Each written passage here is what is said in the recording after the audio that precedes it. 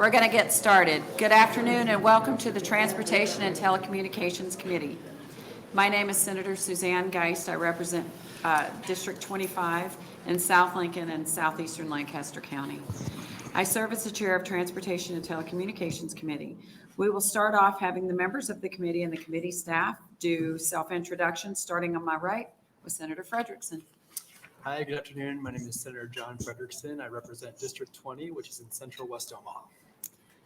Good afternoon, everyone. I'm Wendy DeBoer. I represent District 10 in Northwest Omaha. Hi, I'm Mike Moser. I represent District 22. It's Platte County and most of Stanton County. Hello, Senator Tom Brandt, District 32, Fillmore Thayer, Jefferson, Saline, and Southwestern Lancaster counties. Bruce Bosman, District 23, Saunders, Butler, and Colfax counties. Michaela Kavanaugh, District 6, West Central Omaha, Douglas County. Verity Kay, District 40. I represent Holt, Cedar, Knox, Antelope, northern part of Pierce, and most of Dixon County. To my right is Mike Hibble, who is our committee counsel, and to my left is Carolyn Neville, who is our committee clerk. Also assisting us in our committee are the pages Delaney and Logan. Delaney is studying political science at UNL. Thank you. And Logan is studying international business at UNL. On the table near the entrance of the room, you will find the blue testifier sheets. If you are planning to testify today, please fill out one and hand it to the pages as you come up. This will help us keep an accurate record of the hearing. If you do not wish to testify but would like to record your presence at the hearing, please fill out the gold sheet on the table near the entrance. Also, I would note the legislature's policy that all letters for the record be received by the committee by noon the day prior to the hearing. Any handouts submitted by testifiers will also be included as part of the record as exhibits. We would ask if you have any handouts that you please bring 10 copies and give them to the pages. If you need additional copies, the pages will be happy to help provide them. Testimony for each bill will begin with the introducer's opening statement. After the opening statement, we will hear from any supporter of the bills, and then those in opposition, followed by those speaking in a neutral capacity. The introducer of the bill will then be given the opportunity to make closing statements if they wish to do so. We ask that you begin your testimony by giving us your first and last name, and please also spell your name for the record. We will be using a 5-minute light system today. When you begin your testimony, the light on the table will turn green. The yellow light is your 1-minute warning, and the red light will come on. And at that time, we ask you to wrap up your final thoughts. I would like to remind everyone, including senators, to please turn off your cell phones or put them on vibrate. And with that, we will begin the hearing with LB 247. Senator Lippincott. Welcome to the Transportation and Telecommunications Committee. Thank you. Good afternoon, Chairman Geist and members of the Transportation and Communications Committee. My name is Loren Lippincott. That's Loren Lippincott. I'm a legislative representative for District number 34. I've introduced LB 247 on behalf of Nebraska Association of County Officials. In 2009, the legislature transferred the responsibility for issuing motor vehicle titles from the county clerk to the county treasurer. However, statutes 28-431 was not included in this bill. And this section states that when a forfeited motor vehicle is sold, the court order shall authorize the county clerk to issue a title to the purchaser. And LB 247 changes clerk to treasurer. County clerks are no longer responsible for issuing motor vehicle titles. Last year, Senator Friesen introduced LB 748 to make this change, but due to the forfeited vehicle language, it was assigned to the Judiciary Committee, and the committee advanced the bill 8-0, but it ran out of time to pass it on the floor. I respectfully ask you to advance this simple bill. It could easily be included in another committee bill or eligible for a consent calendar. A person from NACO will be following me, and I'm happy to answer any questions. Again, on page 5 on the bill, It just strikes out clerk and inserts treasurer in paragraph number 7. That's the only change there is. Very straightforward. Okay. Are there any questions from the committee? I don't see any. Do you plan to stay for your closing? You're going to waive closing. Okay. Thank you. Thank you. Any proponents?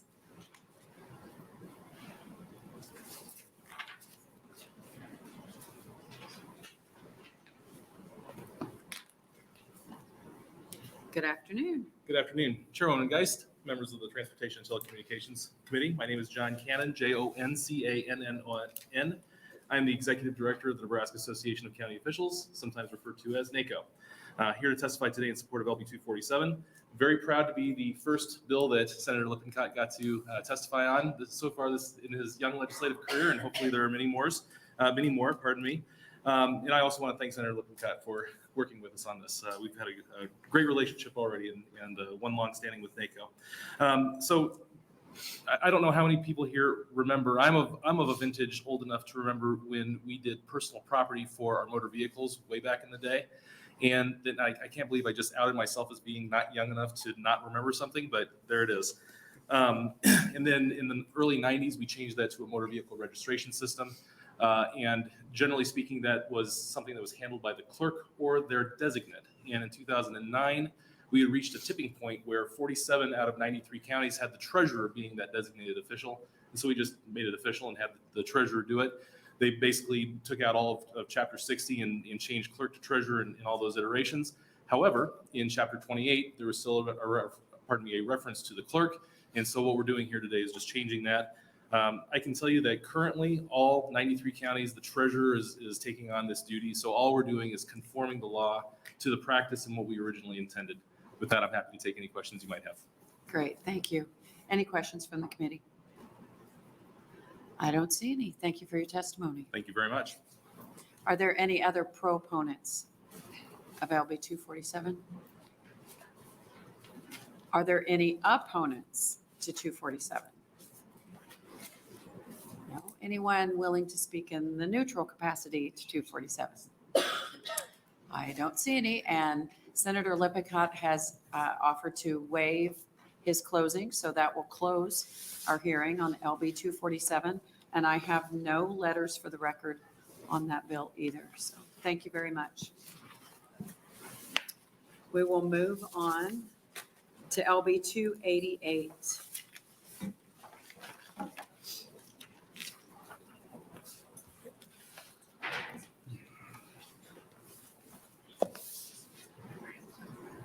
Good afternoon, Senator Bosselman.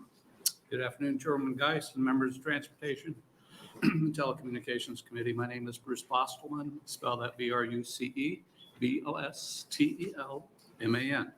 And I represent Legislative District 23. I'm here today to introduce LB 288, which requires the Department of Motor Vehicles to update their online vehicle insurance verification system.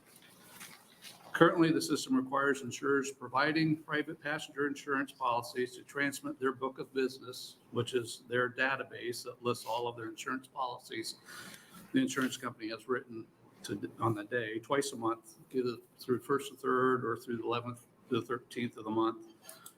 What this bill proposes is that the insurers transmit their book of business onto the system at the end of each business day. This would allow law enforcement, Department of Motor Vehicles to track in near real time which motors are actually insured. For example, a law enforcement officer would be able to check the online system while at a traffic stop to see if the status of an individual's motor vehicle insurance is current. I'm introducing this bill after being contacted by constituents who have been involved in accidents where the other driver involved had provided what appeared to be a proof of insurance to law enforcement at the scene of the accident. However, after the investigation, these drivers were actually not insured, meaning some individuals will purchase motor vehicle insurance, register their vehicle, and then cancel their insurance and drive uninsured. Several other states around the nation have also enacted legislation with the same or similar effects of this bill.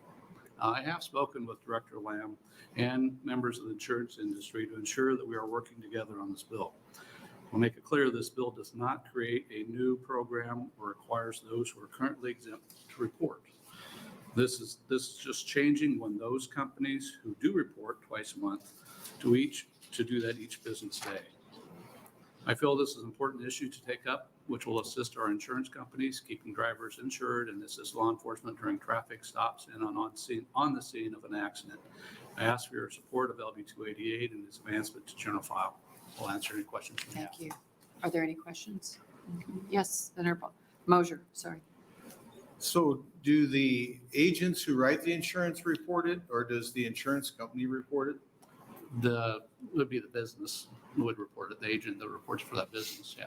That, So like, they have a the book State of Farm business, agent right? or They're the ones that report it. whoever? Okay. And they have to, it's not your small, there's a threshold of how much policy I think you have to, value that's there. So your small insurance agents are exempt from this. They don't report currently. It's just those who do report.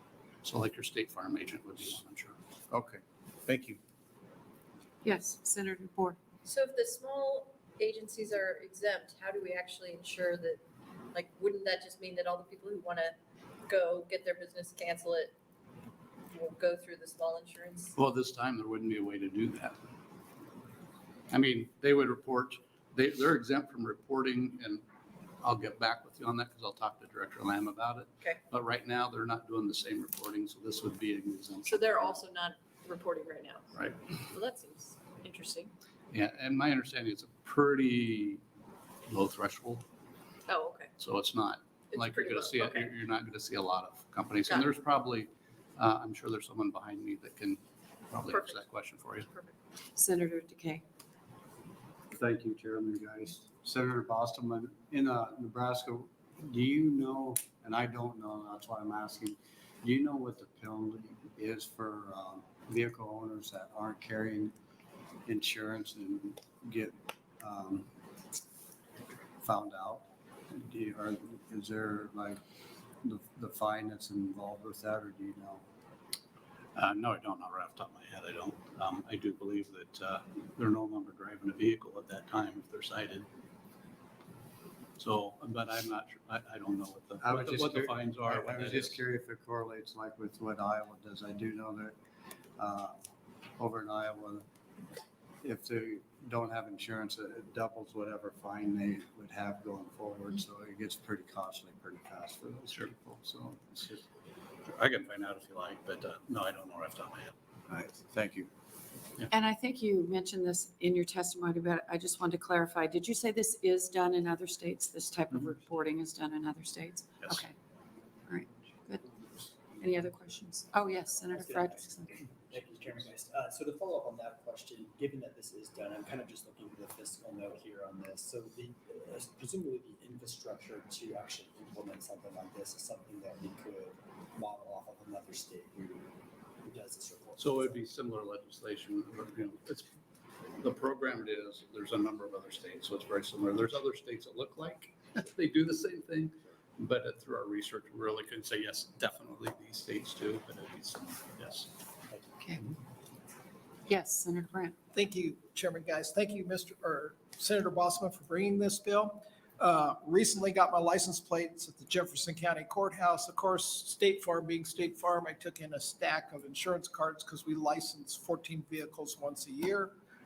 Is there any way that we can go to the next step that the courthouse can see automatically that all these vehicles are licensed and save this huge tree killing effort out there to mail out all these cards and everything, that this whole thing could be automated? I'm sure there's a way. Okay.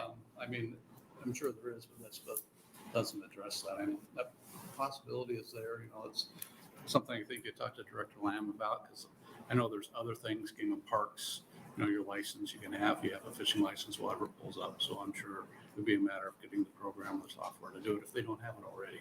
Yeah, I fully support this. I think this is a step in that direction. So hopefully we can get there sooner rather than later. Thank you. Thank you. Any additional questions? I don't see any. Do you plan to stay to close? Okay, thank you. Are there any proponents for LB 288?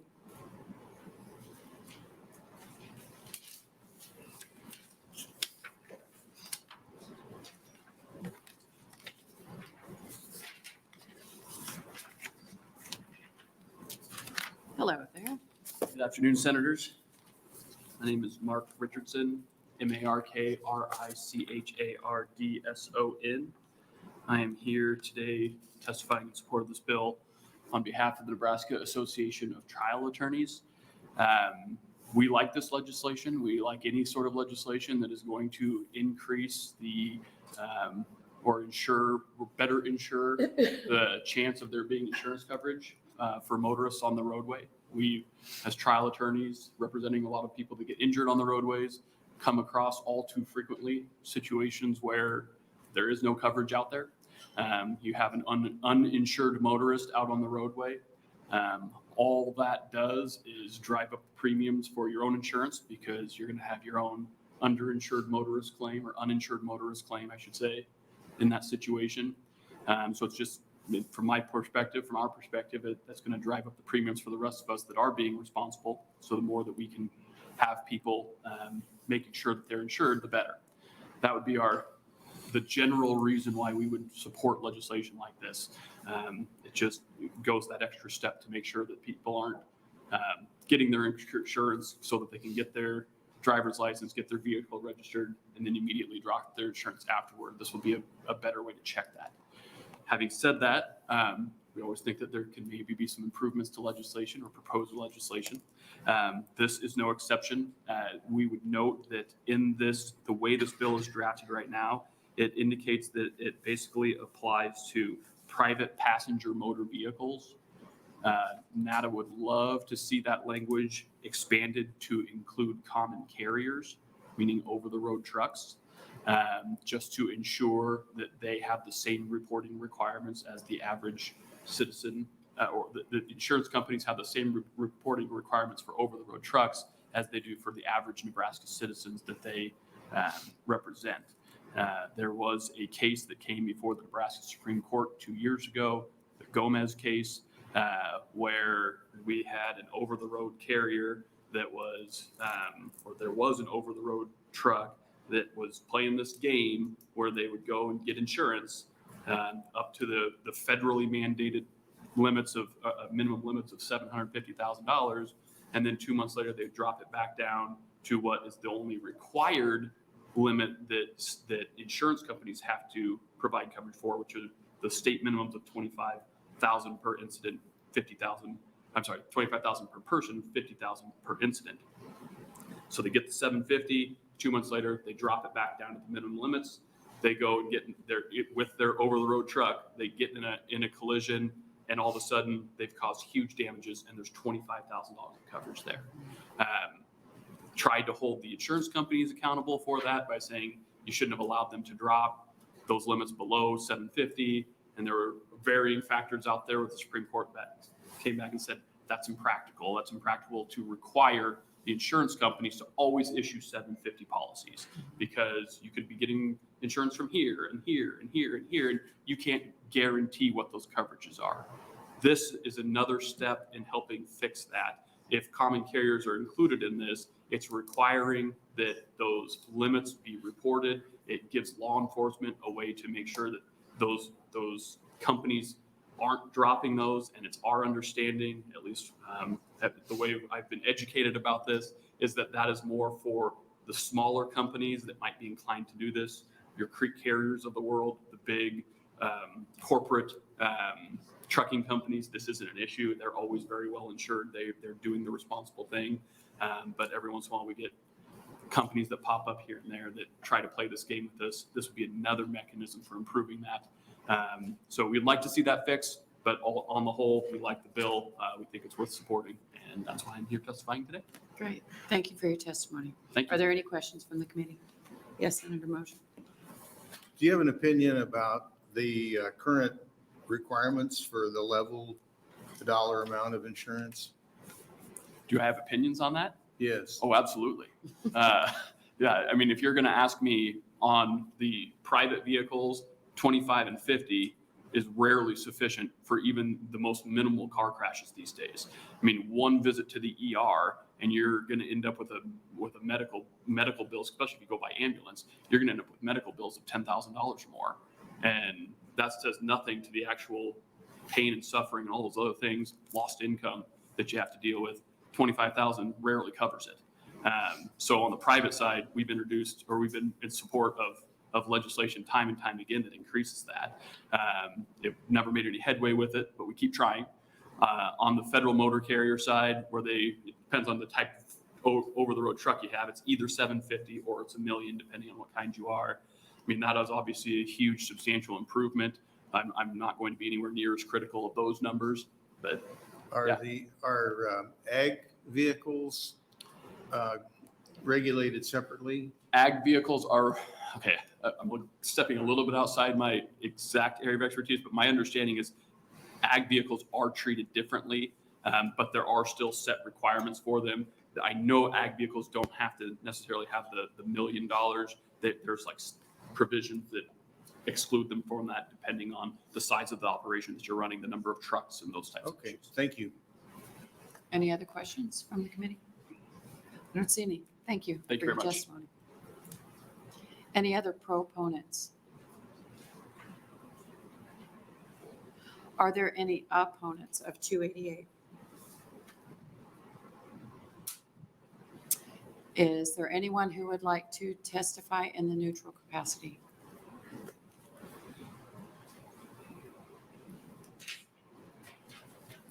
Good afternoon. Good afternoon, Chairwoman Geist and members of the committee. For the record, my name is Corby Gilbertson. It's spelled Korby-Gilbertson.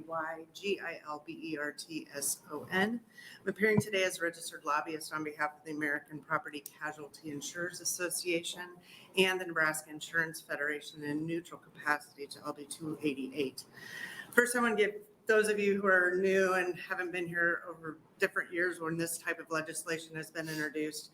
Historically, it had been introduced by companies that wanted to sell their particular product to the state to be able to run the database and then use the information on that database for other reasons. That clearly is not what Senator Bostelman wants to do, and we want to work with Senator Bostelman to try to solve this issue because, trust me, insurance companies want you to be insured, and we want you to have as much coverage as you can possibly afford.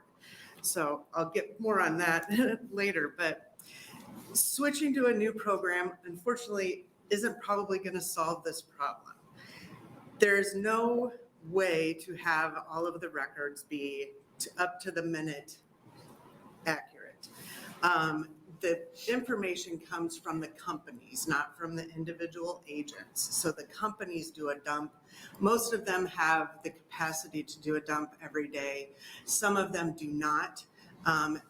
In earlier versions of this bill, the reason why it was staggered for reporting is because if all of the companies dumped their information every 24 hours, we would lock up DMV's system.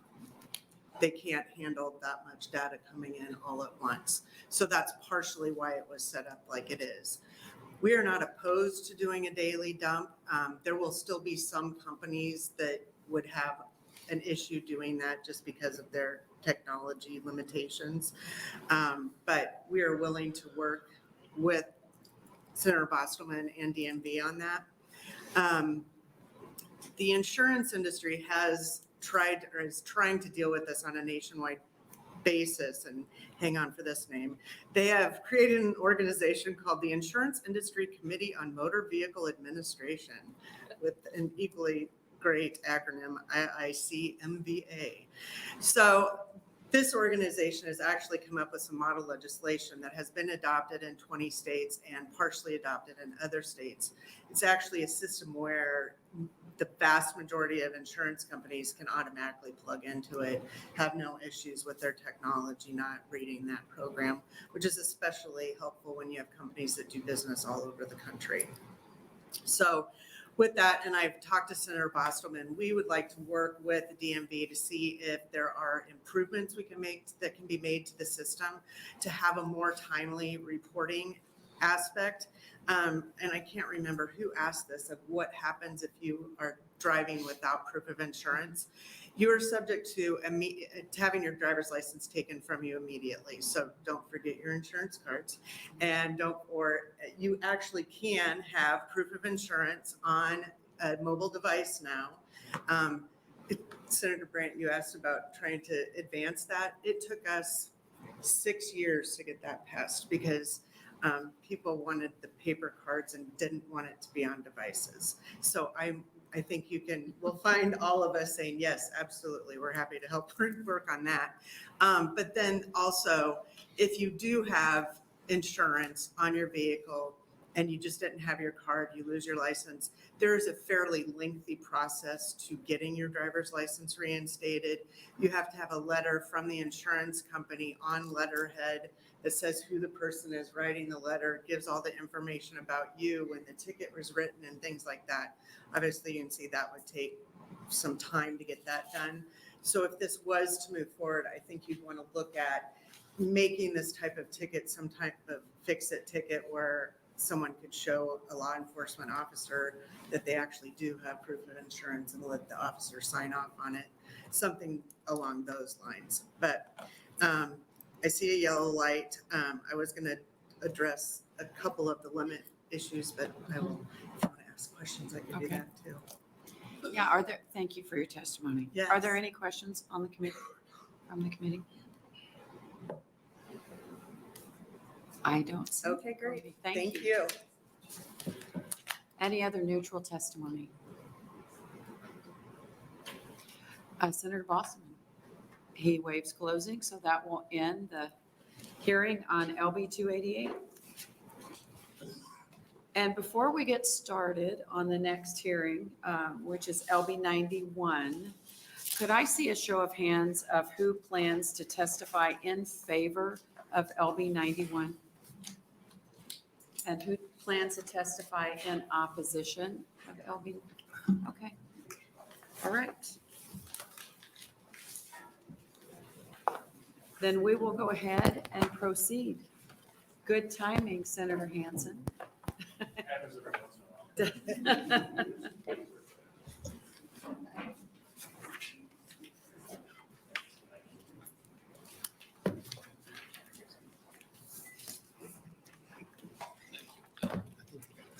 Good afternoon. Good afternoon. Chairwoman Geist and the members of the Transportation and Telecommunications Committee. My name is Ben Hansen. It's BenHansen.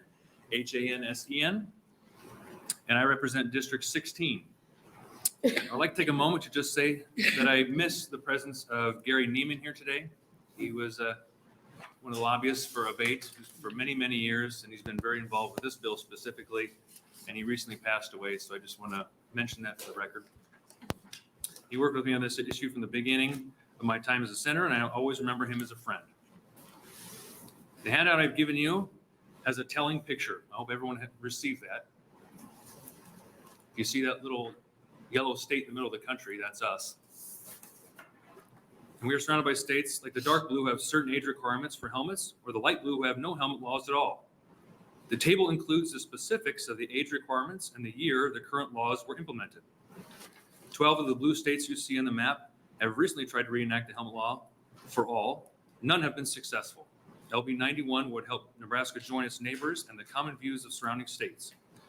So what does LB 91 do? In short, LB 91 would amend current state statute to allow for individuals who are certified by the Motorcycle Safety Foundation Basic Motorcycle Rider Course and who is over the age of 21 the option to wear a helmet or not when operating or riding as a passenger on a motorcycle.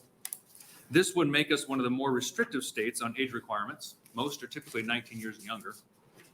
It also specifies requirements for protection of an operator's and passenger's horizontal line of vision in all operating positions.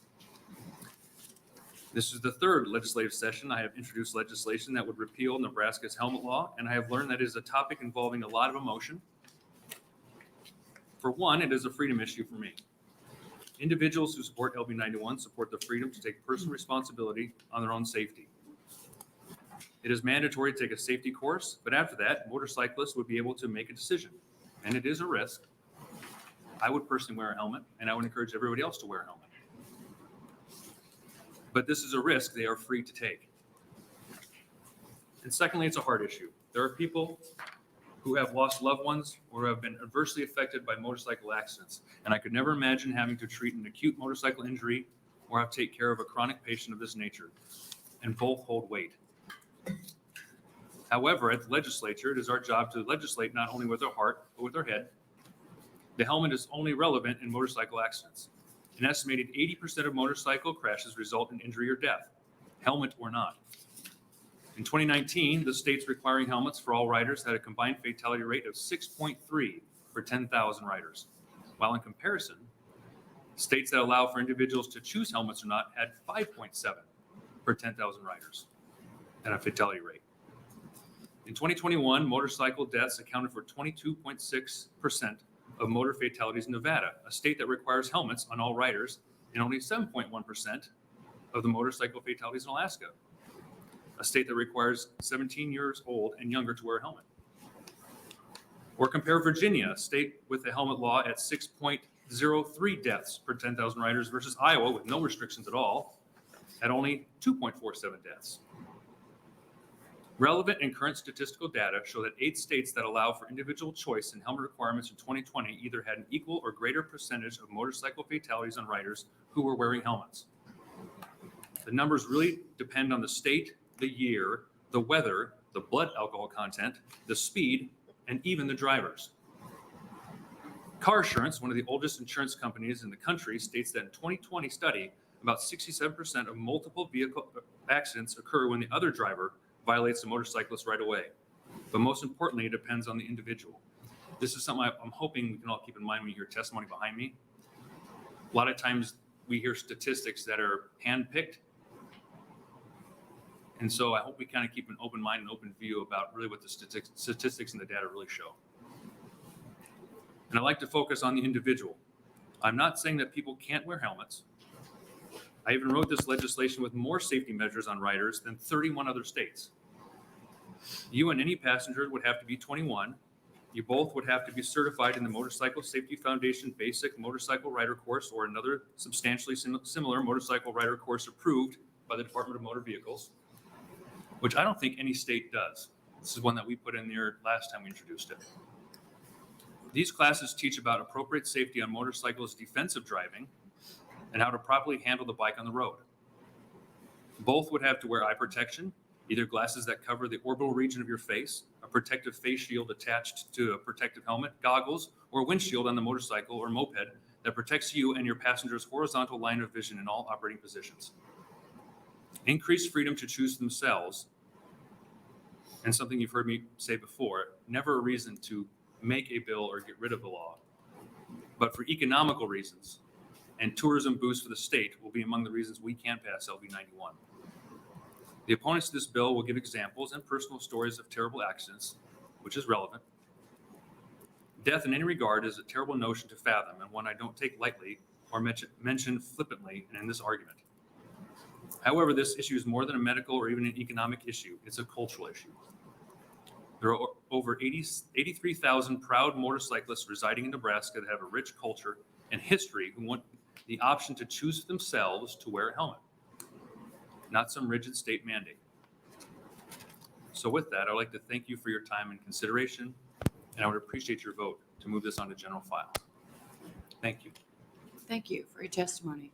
Are there any questions on the committee? Yes, Senator DeBoer. Thank you, Senator Geis. Senator Hinson, do you have a mechanism or do you understand or envision or know what would be the way to sort of police this 21 and younger piece? Like how, if I'm a police officer and someone comes by and they don't have a helmet on, obviously they're probably going at a speed that I can't get a good look at what their face is. How would I know how old they are to determine whether or not they were eligible to be one of these people who could go without a helmet? That's a good question. I can't with 100% specific say, but I would assume it's when you pull somebody over for other reasons and they're not wearing a helmet. And you check the license, you check their age of their license. I would assume that's one way to tell. I don't know if officers can I think it's a primary offense now, pull right? somebody over for that very specific reason. They could. I just don't know with 100% certainty, so hard for me to say. So you don't, and maybe I'll ask someone, but you're not aware right now, and I can look it up too, whether or not currently it's a primary offense to not wear a helmet. I don't know for 100% certainty yet. Thought it was, but I can check. I want to check too now. Okay, yeah. That's a good question. And then, so that's kind of my question is how we would Is there a decal or something you can put on the back if you're the person who has gone through the class and Would it be like, and you probably know much more about this than I do, like if somebody's smoking cigarettes on the sidewalk, can a police officer walk up to somebody and just say, show me your ID? I mean, it's not a Would it crime. be similar to that? I don't know. It's not a crime to, oh, you mean if they're young? Yeah. I It's don't not a know. crime it's not a crime to smoke cigarettes, it's a crime to buy them. Okay, yeah. That's how they- I'm that's how they familiar with do it. that too, yeah. So I didn't know for sure how that works, but it's a good question. Okay, thanks. Senator Mosher. How about somebody who will be traveling through the state and may not have the safety course that you mentioned in your bill? Are they able to go through without wearing a helmet, or how would the arresting officer know whether they've completed that safety course? I would think in order to get the motorcycle, what do you call it? Because I have it on my license. When they put the M on your license, because it's by the Department of Motor Vehicles, the class has to be approved by the Department of Motor Vehicles, so they would register whether you took it or not, so you can get your endorsement. on your Yeah, I don't license. know if other states' licenses have a section for the M, or it's similar. We do to on our ours, or- license. I know, but other states, I mean, say somebody's going from California to New York and they come through Nebraska and they're not wearing a helmet after we change this law. And then, how do the police officers or the sheriffs determine whether or not they meet the law? That's a good question. I don't know. Be similar to maybe what other states do. I mean, Well, the other ones like. don't have as many regulations, so I guess it doesn't matter. Thank you. Yep, good question. Yes, Senator Brandt. Thank you, Chairman Geist. Thank you, Senator Hansen, for bringing this bill. Full disclosure, I'm a co-sponsor on this bill. But back to what the previous two senators questioned, I would assume Nebraska would just have reciprocity with other states and just honor that license. I would assume think that's that's what how other the states do. DMV is going to do this. I think it's what other states do. Yes. All right, thank you. Any other questions? Yes, Senator Kavanaugh. Sorry, just clarification. Other states do have this 21 over, No, most are typically 19 and but they have, you take a training program and you can get I think we're the only ones who are going to implement that. what you're proposing. Mhm. We would be the first states to implement. Yeah, most states do not require you to take a motorcycle safety class. But this would require you to take the safety class in order to not have to be required to wear. In order to have the option to wear a helmet. Okay, so kind of back to Senator Mosher's question. One of the arguments I've heard in the past over why we should lift the requirement is to encourage tourism traffic through the state. So how would this, maybe that's not your intention, but how would this work for people coming from out of state? I see in the fiscal note that we have to have signs at the state borders about this change in policy. So would this still practically require out-of-state individuals to wear a helmet while driving through the state unless they have gone through our requirement? I can't answer that one without 100% certainty either. Somebody might be able to just after me. Okay. If not, I can answer for you later. Okay, thank you. Senator Decay. Thank you, Chairman Geist. Senator Hansen, when we're talking about the safety program and stuff, would there be any stipulation in place for riders that are now currently 21 and older that would per se be godfathered in, or would they still be required to take that safety? From my program? understanding, they're going to be grandfathered in. Okay. Yes, Senator Brandt. Thank you, Chairman Geist. To clarify, you take the motorcycle safety course to get your motorcycle license in Nebraska. The endorsement on your license. Right. You cannot get a motorcycle license without taking the safety course. I think that's the way it is today. Yes, it is today. Okay, so I mean, this isn't Well- an either or deal. You can only get a motorcycle license if you take that to get your motorcycle endorsement. I think. I'm not 100% certain. Somebody else behind me might be able to answer that. All right. And then, Or because I remember before we had to do a certain test and follow and other kinds of things. I had mine, but that was a while ago.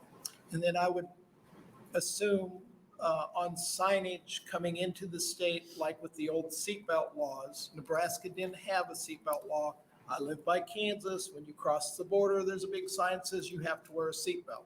It didn't say you didn't have to if you're not from Nebraska. I would assume they would put a plate on the bottom of our signs that say 21 and younger, helmet law required. I would think everybody would understand that. Does that sound reasonable? I think that sounds reasonable, yes. All right, thank you. Any additional questions from the committee? I don't see any. Do you plan to stay to close? Yes, Okay, awesome. Great. thank you. Thank you for your testimony. All right, proponents.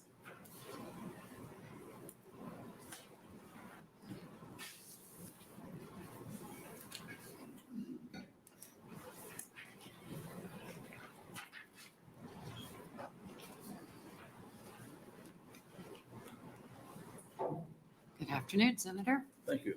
Same to you. Good afternoon, Chairman Geist and members of the Transportation and Telecommunications Committee. My name is Dave Bloomfield, DAVEBLOOMFIELD.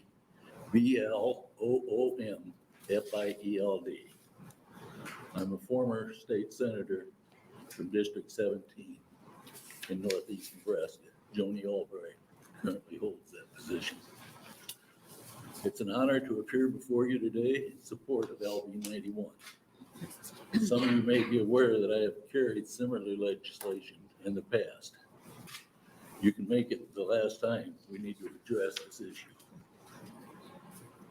I could, as I have in the past, present evidence and endless statistics about safety issues on either side of the debate. I won't do that, even though they clearly speak in favor of repeal. I could also get the numbers to show that thousands of tourists avoid our great state because of this bad law. It's not just the people that attend the Sturgis rally, but bikers avoid us like the COVID throughout the warm months. I could even come up with statistics about how much money Nebraska is losing due to this flawed law. I won't bother you with that either, even though it amounts to tens of millions of dollars. What I want to point out is that a freedom has been lost and a right is being denied. Freedom is a precious commodity that once lost is nearly impossible to regain. The motorcyclists have been trying since last century. I've been involved for over a decade now. The law that we're asking you to repeal is the remnant of an overly zealous federal government that forced helmet laws onto the states. The idea was to protect us from ourselves. It is similar in intent to the banning of gas stoves, if today's zealous federal lawmakers proceed with that nonsense, and nearly as foolish. At this point, I'd like to quote President Ronald Reagan. Quote, "Government exists to protect us from each other. Where government has gone beyond its limits is in deciding to protect us from ourselves." Close quote. LB 91, as presented by Senator Hansen, can do several things for the state of Nebraska. It can encourage an increase in tourism, increase revenue, and possibly encourage some new businesses. More importantly, LB 91 can restore a right that has been denied for too long. Here's a quote from another U.S. president, John Kennedy. Quote, "In giving rights to others, which belong to them, we give rights to ourselves and our country." Close quote. That is what I and thousands of Nebraskans are asking you to do. This state and this country are due for a rebirth of basic freedoms. LB 91 is a good place to start. Thank you for listening. I'll try to answer any questions you might have. Thank you, Senator Bloomfield. Are there any questions from the committee? I don't see any. Thank you for your Thank you. testimony. Any other proponents?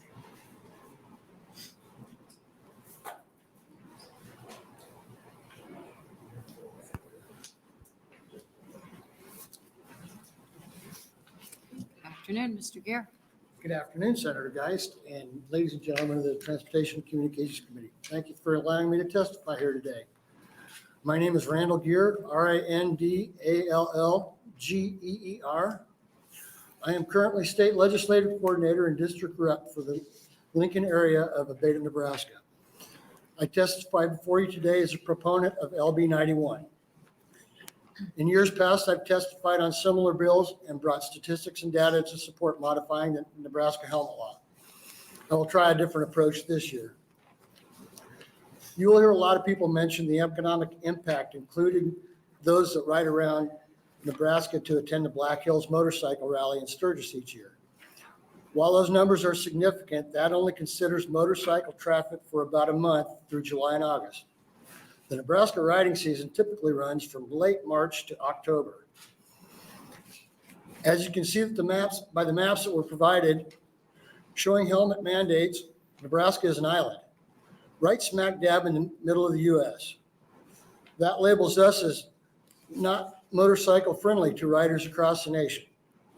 Many riders will circumvent our state solely because of that mandate, whether they wear a helmet or not. How many of the communities in the state would benefit from any increased tourism in 7 months out of the year? Today, you'll hear opponents of this bill say that helmets save lives and that motorcycles are vulnerable. Do I feel vulnerable on my motorcycle? Of course I do. I know that my 700-pound motorcycle will never win a battle royale with a 3,000-pound car. Because of that, I do things to minimize the risk. I have an endorsement on my license. I make it a point to allow adequate space between me and the traffic in front of me. And I make an effort to avoid riding in other drivers' blind spots. Since most crashes occur when a single rider is not seen, I try to reduce the amount of time I ride by myself. And when I do ride solo, I change my position in my lane frequently to make me as visible as possible to oncoming and entering traffic. These are things that are taught in motorcycle safety courses and defensive driving courses. These tools will prevent crashes, not make crashing safer. From 2016 to 2021, there were 142 motorcyclists killed in Nebraska. Of those, only 48% had motorcycle endorsements. That means less than half were even licensed to ride a motorcycle. How many of these would still be alive today had they learned the tools of riding safely and defensively? Safe, responsible riding will save more lives than mandated helmets. As for the DOT standard helmets, from 2017 to 2021, 169 helmets were tested. Of those, only 53 passed the testing. Doing the math, that's a 68% failure rate. These helmets were not recalled or banned. According to manufacturers, if your helmet falls to the ground from the seat or saddlebag, it may be compromised and needs to be replaced. If I replace my helmet as recommended, I would need a bigger house to store them all. I believe that LB 91 will enhance motorcycle safety within our state by assuring that our riders have the necessary skills and abilities to prevent motorcycle crashes. I also believe that increasing motorcycle awareness through greater emphasis, training riders and non-riders alike to share the road responsibly will do more to save lives and reduce crashes than trying to make it safer to crash by mandating helmet use. Again, do I feel vulnerable riding? Yes, but the wind therapy I receive riding makes it a risk I'm more than willing to accept every time I throw my leg over my bike. It's something only those who ride can fully understand. I feel no less vulnerable wearing a helmet. Safety and education are keys. Let those who ride decide. Thank you all for your time and consideration of LB 91. Please support this legislation for the riders of Nebraska. Have a great day. Thank you for your testimony. Any questions? Yes, Senator DeBoer. Thank you for your testimony. Can you explain, I just need some education about what the motorcycle endorsement on your license. Endorsement is the M sticker on my license. How do you, what's the process? What do you have to do to get it? Depending on which county you're in, you can go and take the safety course, the driving course after a written test and a driving course to show your proficiency on a motorcycle at the DMV there. Some of your counties will actually, if you take your motorcycle there, they will give you an earbud and they will follow you around town so you can show your proficiency riding around. And then if I don't have that and I'm riding a motorcycle, is there any consequence to me? If I'm driving, rather. There is a fine for not being an endorsed driver. Got it. Thank you. Driving a motorcycle without a license. All right, thank you. Okay. Any other questions from the committee?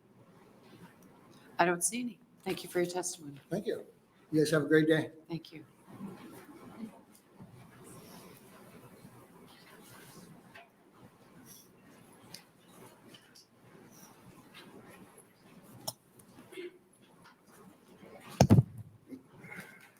Good afternoon. Good afternoon, Senators.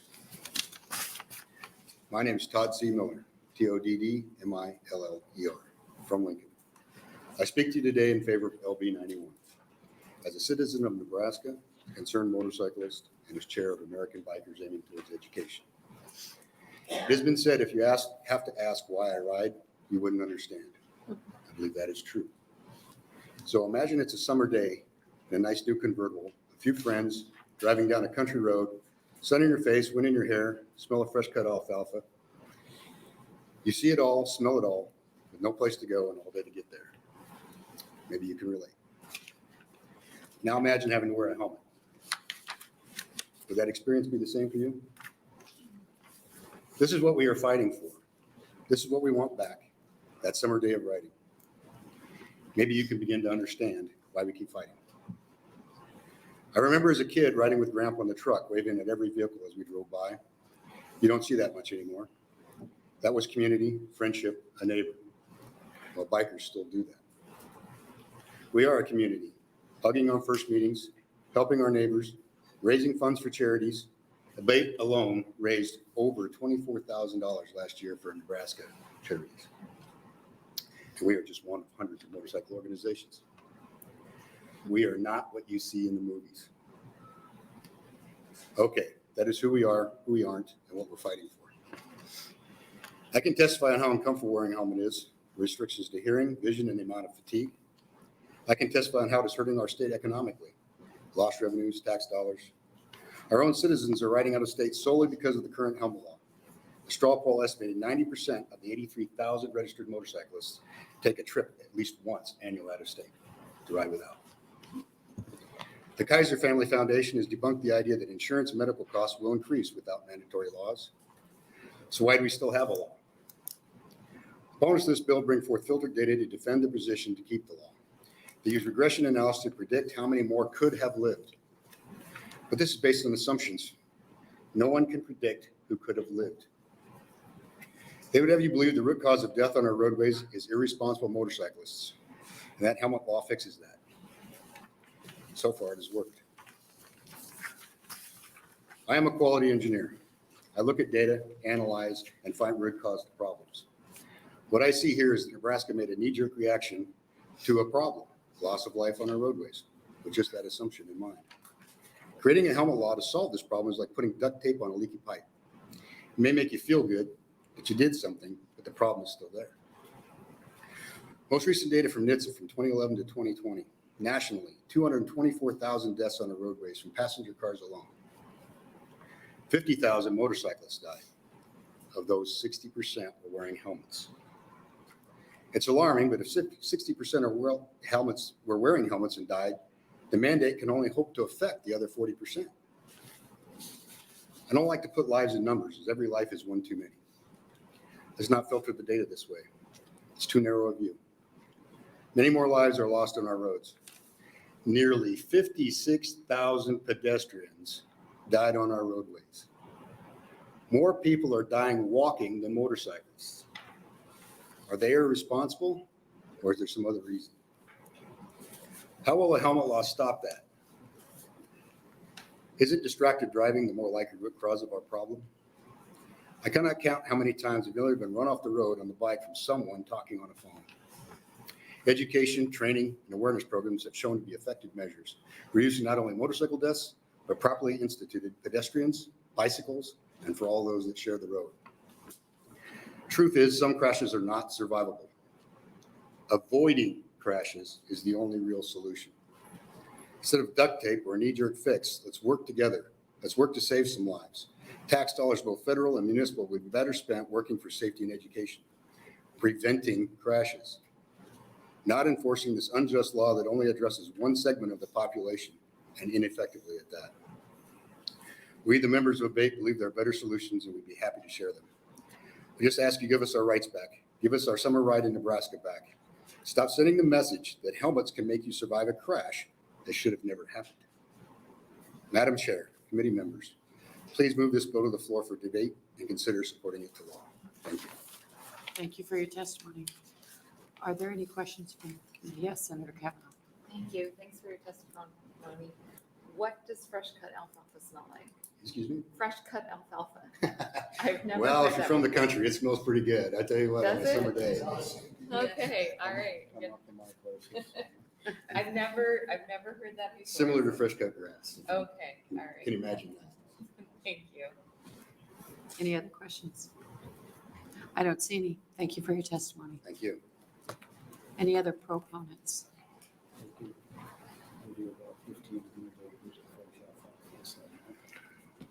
Good afternoon, Senator Geist, members of the Telecommunications and Transportation Committee. My name is Kent Rogert, Kentrogert, and I'm here today representing ABATE of Nebraska as a proponent of LB 91. I want to thank Senator Hansen for introducing the bill, and I want to thank Senator Bloomfield for coming down today. If you noticed, I was crossing off most of my testimony because he stole all my thunder, but I appreciate him doing that for us. So what I'm going to do is I'm going to talk a little about, I've been sitting in front of this committee since 2007 working on this bill. I grew up and still spend a lot of time in Burton, Washington counties, two counties that have a direct line via bridge over the Missouri River to Iowa.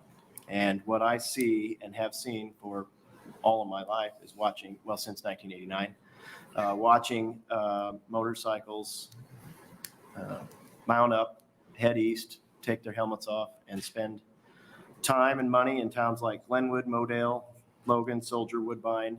And now they go down to Maryville, Summersville, Hannibal in Kansas. They go down to St. Joe in Missouri. They can go to Minnesota, Colorado, Wyoming. Motorcyclists, 5 hours of riding a day in the summer is a lot. It's a long day, hot. And so they'll stop, you'll typical take off in the morning, stop for lunch somewhere, spend an hour, 2 hours in a town, spending money, filling their tanks, grabbing snacks and refreshments for the rest of the ride. Then they head off. If they're on a trip, they'll head off to the next destination. And so when you're talking about going for the month of traffic in Sturgis, lots of those riders are going to stay here, spend money at the hotels. But the rest of the year, they're using their motorcycles as their cars like we do. When we go golfing, we stay in a hotel, we spend money. It's thousands of dollars a week that it's going out of our state. There are a lot of things that we do as a society that we said costs us. We eat red meat and potato chips. We drink Mountain Dew and Busch Light. We ride bicycles up and snowboards down mountains. We ride horses around tracks and jump out of perfectly good airplanes. There's a lot of activities that somebody might call poor risk or ill-advised, but for others, it's the essence and enjoyment of life. I want to emphasize that with individual choice, promotion of awareness, education, training, and eye protection are far more effective and proactive than mandating that all riders wear a helmet, when we know that helmets do absolutely nothing to prevent accidents on the road. Can helmets save lives and lessen injury? You bet. But do they save enough lives? No. One might think we're saving a motorcyclist from himself by forcing a helmet on him, but we're never going to save a motorcyclist from an oncoming truck, a car changing lanes, or simply someone who didn't see the motorcycle and turned left. Helmets don't and never will prevent accidents, but education, awareness, and rider training will. Thank you, Senator Geist. I'll answer any questions if you may have. Thank you for your testimony. Any questions from the committee? I don't see any. Thank you. Thank you. Any other proponents?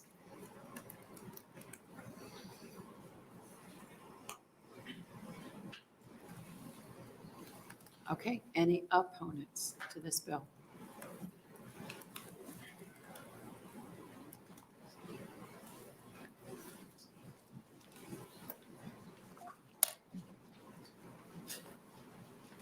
Chairman Geis, members of the Transportation and Telecommunications Committee.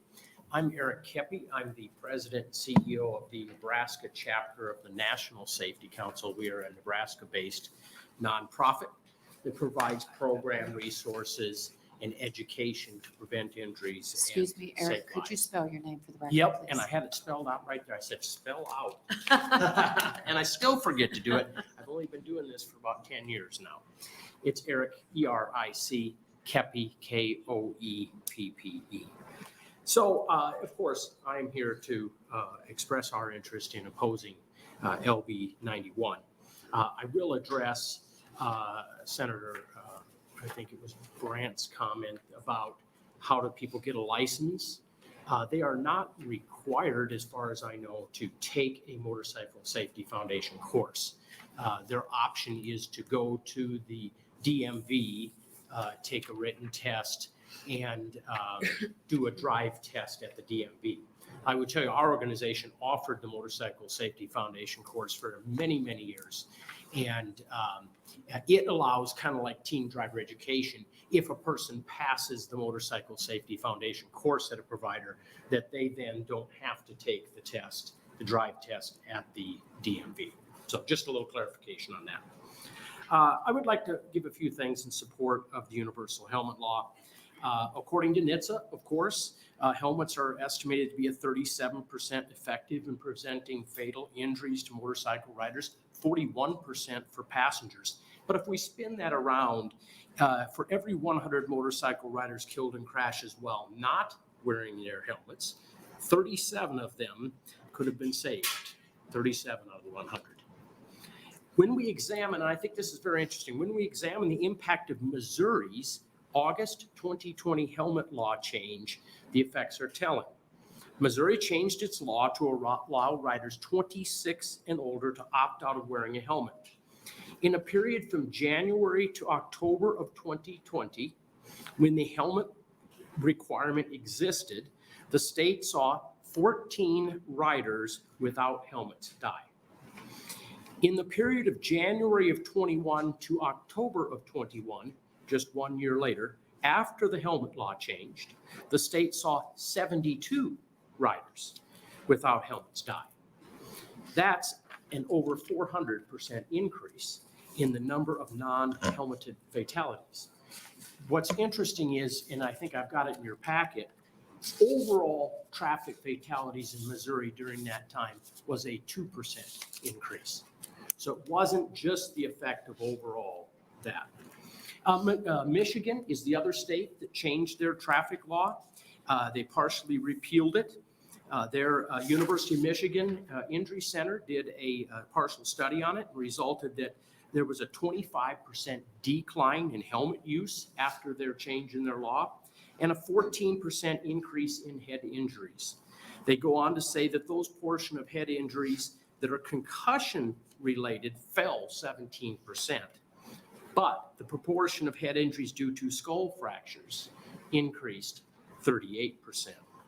The need for invasive neurosurgery increased, nearly doubled from 3.7 to 6.5%. The acute care cost for non-helmeted riders who were hospitalized after crash is about $33,000, which is 35% higher than the cost of helmeting. When we talk about training in Nebraska, I took note that from 2012 to 2022, basic rider course certificates issued in this state dropped in all but 1 year. And the decrease from 2012 to 2020 was a 48% less people. According to public support, if we look at public support, The University of Nebraska-Lincoln did a study, a BOSR study last year, and indicated, quote, 81% indicated the Nebraska law requiring motorcycle helmets should be continued. 12% indicated it should be repealed. 7% had opinion. Overall, public opinion in the state is that we should continue to have a mandatory helmet law. Helmets save lives and quality of life. I encourage you to not advance LB 91 for the pity. Thank you for consideration. If you have any questions, I would be happy to answer them. Thank you for your testimony. You're welcome. Are there any questions from the committee? Yes, Senator Boston. Thank you, Chairman, guys. One question I have is, maybe it's in the documents you have, is there an age where there's a higher propensity for either death or head injuries to occur on riders or not? Well, I don't know the statistic on that. I will tell you that a very high majority, I think, I shouldn't say it, I probably have it in here. Oh, I do. It's in here, it's in a chart. It's the number of riders that are under the age of 21. And I think it's the very last sheet in the packet I handed out. As you can see there, that the people 21 and older are a significantly higher portion of riders in the state than those 21 and under.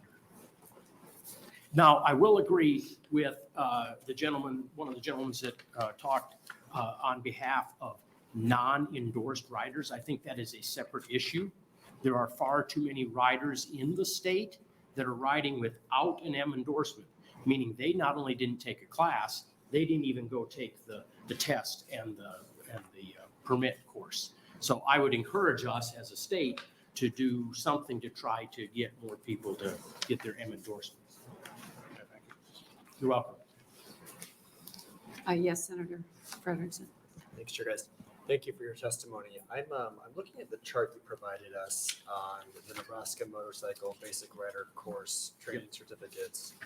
And from 2012 to 2022, as you described, there seems to be a really sharp decrease there. Can you shed some light on what that course is? Is this an optional course? So it is an optional course.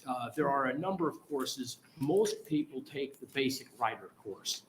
That is the one that you can take, and it is basically a waivered course. If you take that course, you can go to the DMV with your certificate, and you don't have to take that. So that course is put together by the Motorcycle Safety Foundation, which is a nationwide organization. I would say almost all states recognize the Motorcycle Safety Foundation course. It is a really good course. Sure. And are there alternatives to receive this training in Nebraska? In other words, is this not necessarily an accurate measure of? This course is the only course allowed in the state of Nebraska that would be used for a waiver for taking the test. Certainly, there could be some other training out there, but it wouldn't have any weight carried at the DMV when you got your license. Thank you. Yep. Yes, Senator DeBoer. Thank you, Senator Geis. You may not know the answer to this, but if you have to have an M on your license to drive a motorcycle, how do you learn to drive the motorcycle before you have the M on your license? Well, I would suspect in most cases, it is, and this is just pure conjecture, it grows up, you grow up in it. It would be a lot of it, right? People grew up in a family and a history of motorcycle riding. I'm sure the riders behind me could be better at answering this question. But the other thing is you can take beginning level motorcycle courses. When we offered them, we offered even a course that was not even a waiver course. It was meant for the person. I think we offered it something like Motorcycle 101. And it was the very basics for the people that did. That is not something that I think a lot of companies offer. I know the Nebraska Safety Council, who will be testifying, still does the rider course, and they probably be able to best answer those things. All right, thank you. You're welcome. Yes, Senator Mosher. How long does it take to complete that course to satisfy the requirement so you don't have to take the driving test when you go get your license? Typically, when we offered it, it was a weekend-long course. So you came in and you did classroom Friday night. that you would do some classroom and some range time both for Saturday and Sunday. Usually it was over one weekend. Okay, thank you. Thank you. Yes, Senator Boston. Thank you. I do have one question on your basic rider course information. Yes. In 2022, you have 1229. Do you know how many new riders there were? I mean, that tells us how many took the course, but it doesn't tell us what percentage of riders, new licenses. I do not have the stat for the new licenses issued that year. That would be a good comparison. We know how many people have license, which was 104,000.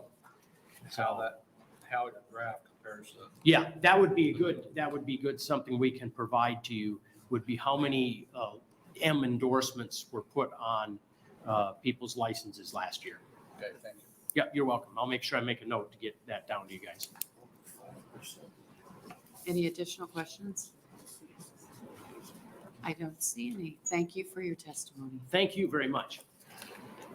Any other opponents?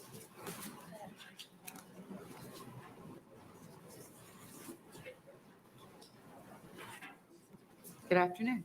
Good afternoon, Chairman Geist and members of the Transportation and Telecommunications Committee.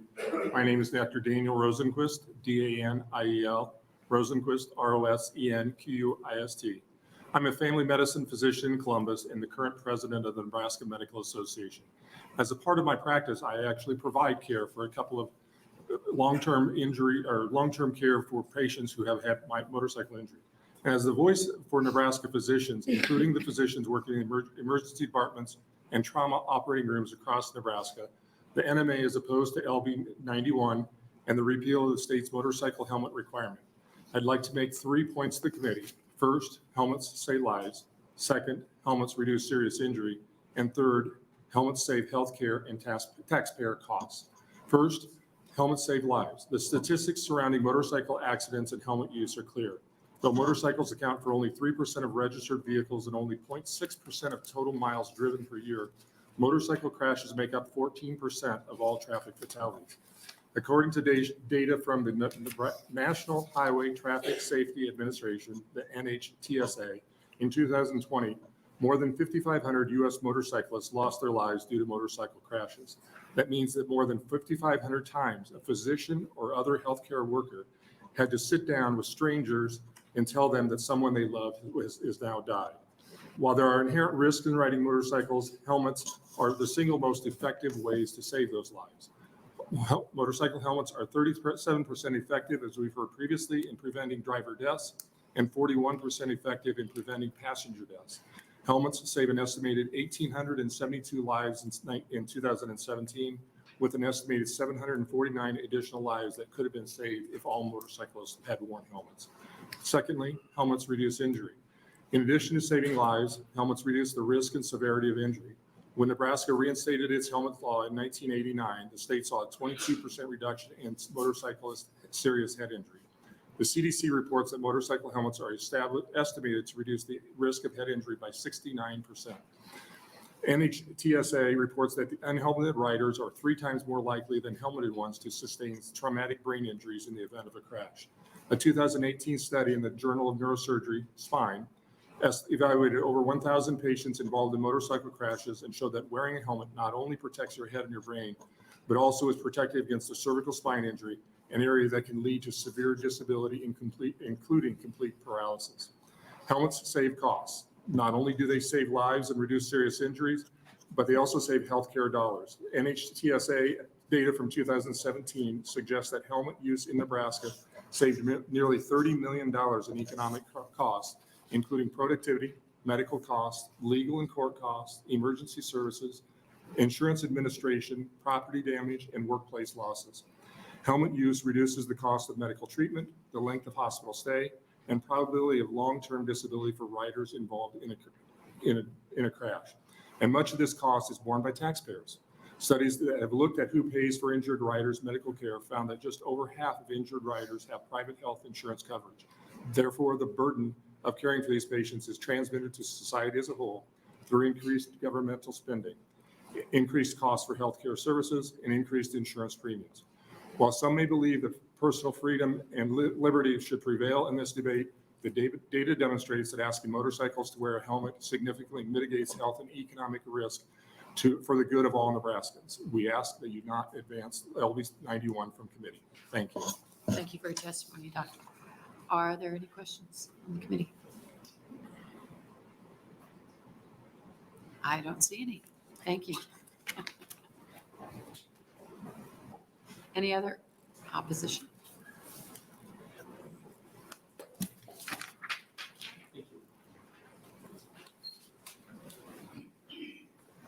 Madam Chairperson, members of the committee, my name is Jerry Stilmock, Jerry, Stilmock, Stilmock. Testifying on behalf of my clients, the Nebraska State Volunteer Firefighters Association and the Nebraska Fire Chiefs Association, both groups pertaining to both fire and emergency rescue throughout the state.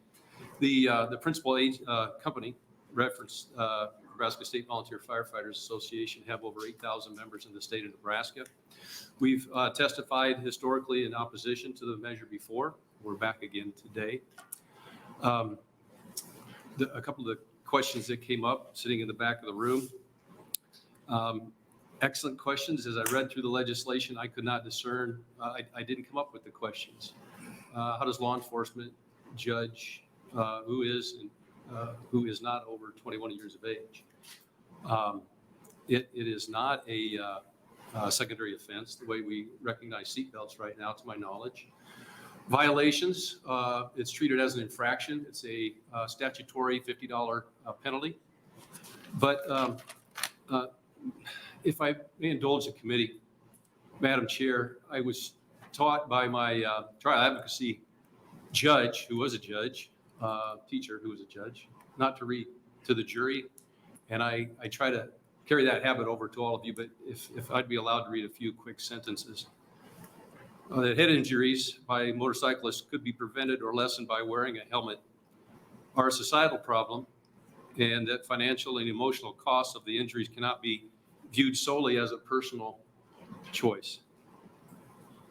We can prevent injuries and fatalities which occur due to motorcycle accidents and prevent the subsequent damage to society which results due to the cost of caring for the injured people, the pain and suffering which accompanies them, such injuries and fatalities, for the loss of protective members of society because of the injuries. I went quickly, not to bore you with me reading, but to let you know those are words of the legislature. That's found in statute right now. It was passed as a part of the helmet law in 1988. And the proponents and of course, Senator bringing the item to you, want change. They want freedom of choice. But I just ask you to reflect. In 1988, those words were indoctrinated into law by your predecessors. I don't mean to preach, and I'm not. And if I have that sense, I apologize. But those words meant something then, and hopefully they continue to mean something now. For those reasons, and the reasons I've attempted to share with you are the reasons why the clients that I represent oppose the legislation. Thank you, Senators. Thank you. Thank you for your testimony. Yes, ma'am. Are there any questions from the committee? I don't see any. Thank you. Thank you, Senators. Any other opposition testimony?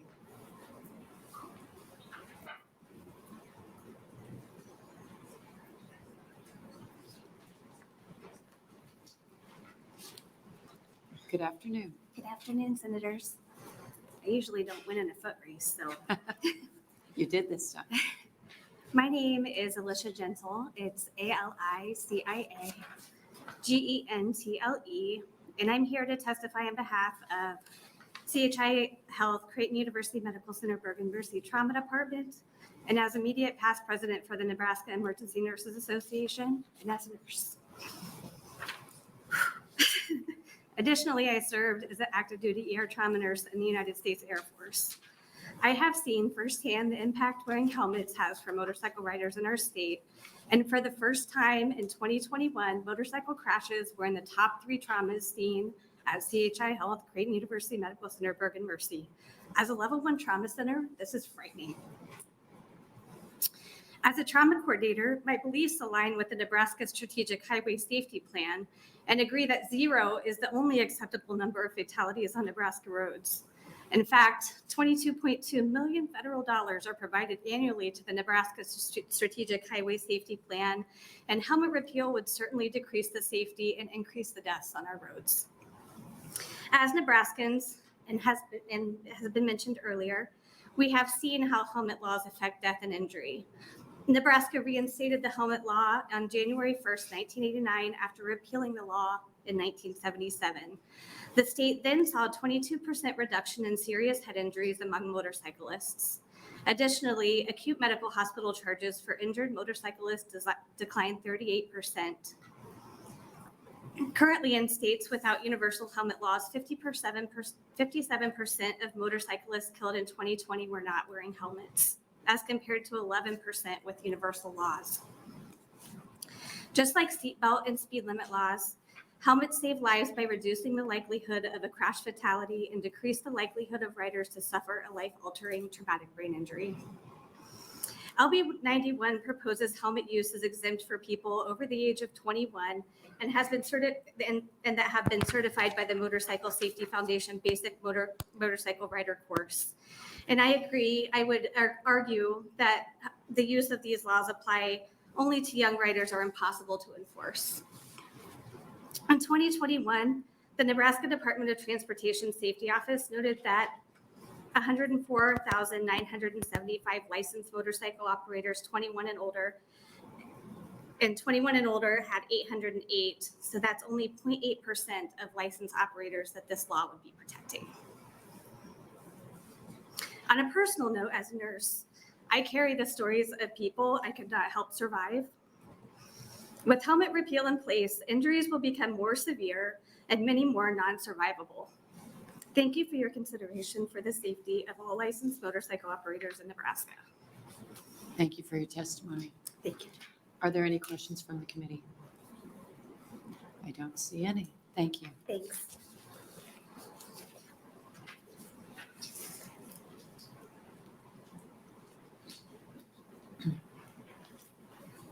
Good afternoon. Good afternoon, Chairman Guys, members of the committee.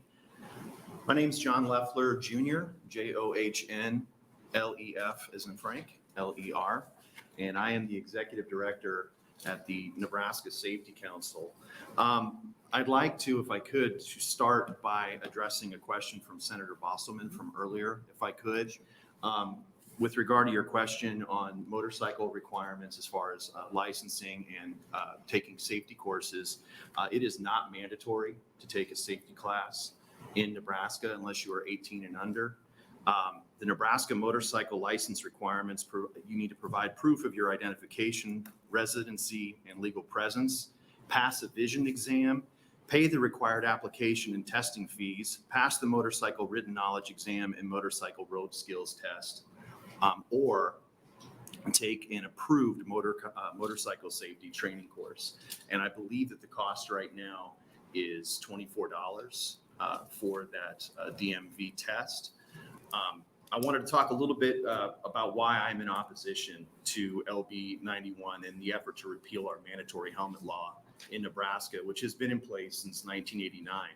Our mission, our purpose at the Nebraska Safety Council is to provide education and leadership to empower Nebraskans to live safe and healthy lives at home, at work, and on the road. Our programs include training and classes that focus in the areas of wellness, safety, and traffic. In fact, a commitment to traffic safety is embedded in our heritage. At the request of Nebraska Governor Frank Morrison, the Nebraska Safety Council was founded in 1961 in response to the high number of automobile crashes on our roads. The Nebraska Safety Council offers motorcycle operator training and follows the Motorcycle Safety Foundation's training curriculum. The Motorcycle Safety Foundation is the nation's leading safety resource and advocate for motorcyclists, providing world-class education and training systems, as well as raising public awareness of motorcycling to promote a safe riding environment. Of all the safety gear that the Motorcycle Safety Foundation recommends, including face protection, face shields, goggles, gloves, jackets, riding suits, rain suits, and hearing protection, helmets are deemed the most important piece of protective gear. The National Highway Traffic Safety Administration estimates that helmets cut the risk of a motorcycle fatality by 37%. Now, I mentioned the numbers earlier, and I heard an earlier testimony that they placed Nebraska motorcyclists somewhere in the neighborhood of 83,000. To give you an idea, the Nebraska Safety Council provides motorcycle education and training for approximately 100 to 125 individuals annually. Nebraskans who embrace the responsibility to develop and improve their riding skills and operate their motorcycles in a safe manner. Our class participation has grown by 25% during the last 5 years, but again, it is not mandatory to take a safety course to ride a motorcycle. I would close just by saying that a helmet law in Nebraska is not an issue that affects those that ride exclusively. This protection is something that the majority of Nebraskans want. According to the October 2022 Nebraska Annual Social Indicators Survey, 81% indicated the Nebraska law requiring helmets should be continued, with only 12% saying that it should be repealed and 7% with no opinion. The Nebraska Safety Council cannot, in good conscience and in compliance with our mission and purpose, which has been in place since 1961, stand by and allow a bill that compromises the safety and well-being of Nebraskans to go unchallenged. Thank you for your time, and I'll take any questions that you have. Thank you. I have a question. Are the safety courses free? Are they at a charge? No, the cost of a safety class at the Nebraska Safety Council, it's a 3-day course for motorcycles, is $270. Okay, thank you. And that includes classroom time and 2 days on the range. And riding. Okay. Yes. Any other questions from the committee? I don't see any. Thank you for your testimony. Thank you.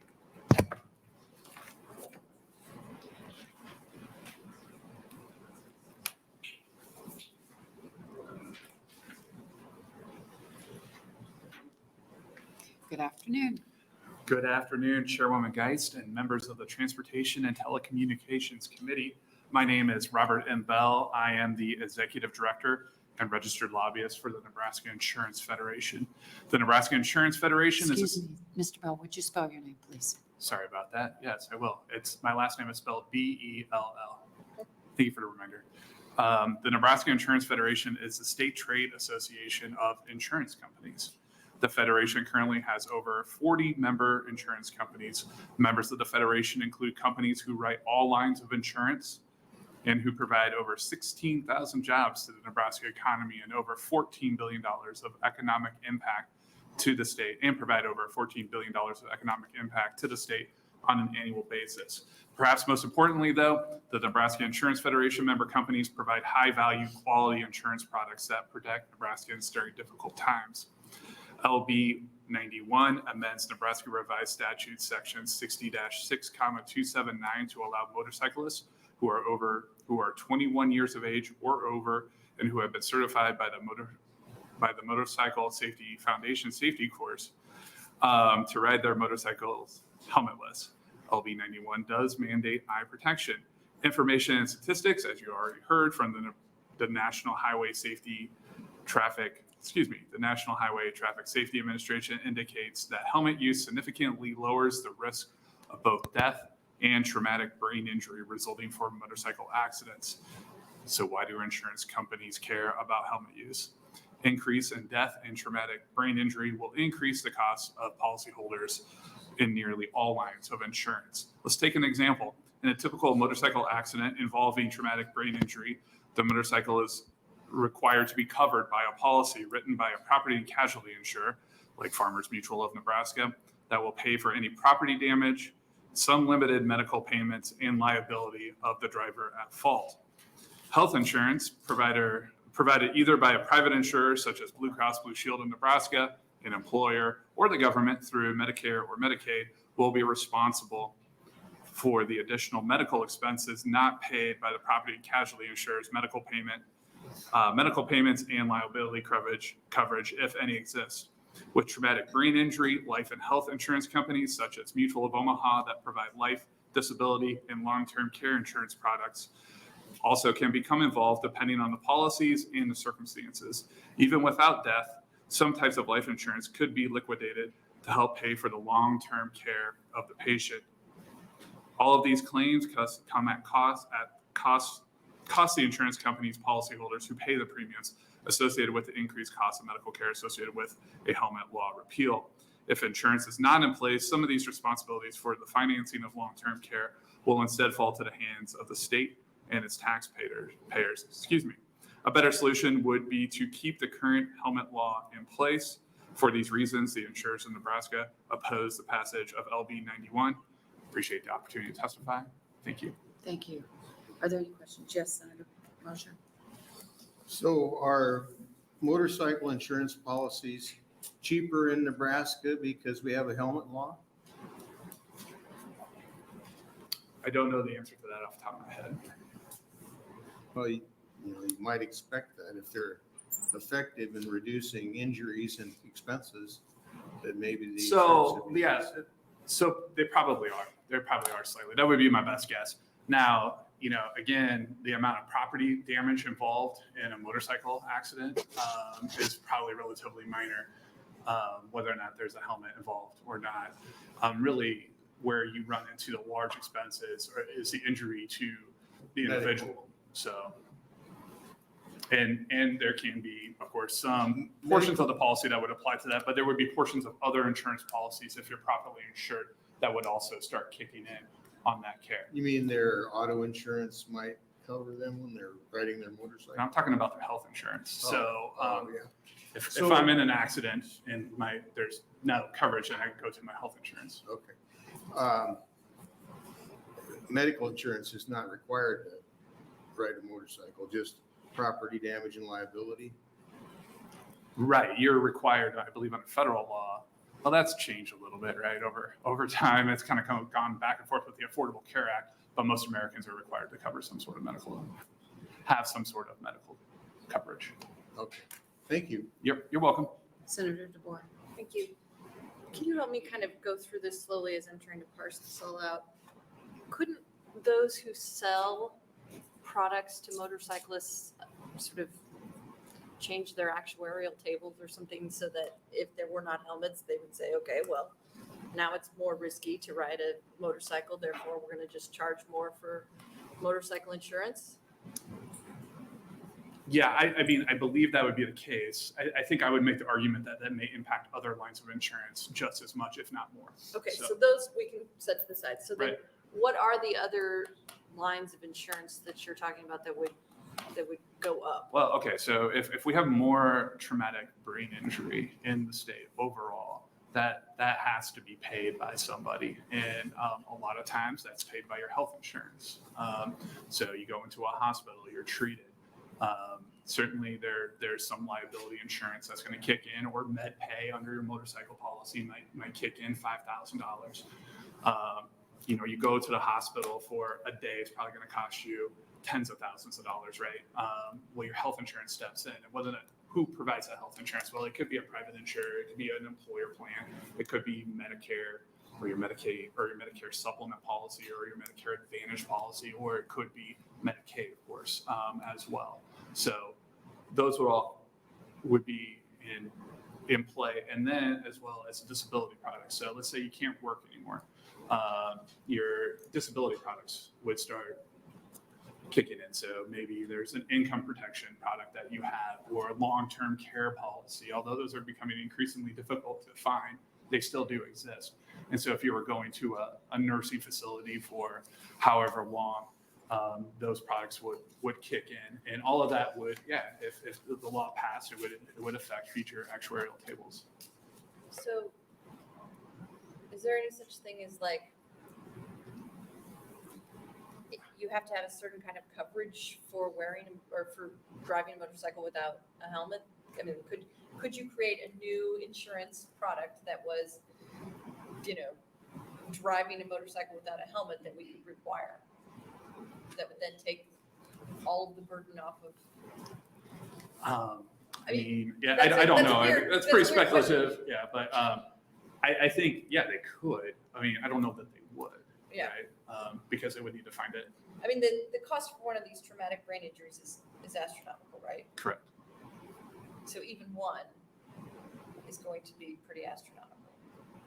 Yes. So it'd probably be a low frequency, high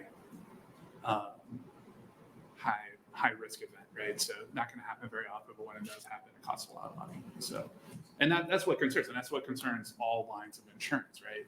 Just not the property and casualty side of your motorcycle insurance, but all that other insurance that may kick in. And depending on who's at fault in a particular accident, you could have, oftentimes it's not the motorcyclist that's at fault. It's the other driver, or the motor carrier, or a city or a county or whoever may be at fault, and that insurance is kicking in as well. And obviously the severity of those claims goes way up. You could do some kind of comparative negligence for not wearing a motorcycle helmet as far as who was at fault, but that doesn't really help you with your insurance. So Yeah, exactly. So, all right, thank you. you're welcome. Any other questions from the committee? I don't see any. Thank you for your testimony. All right, thank you very much.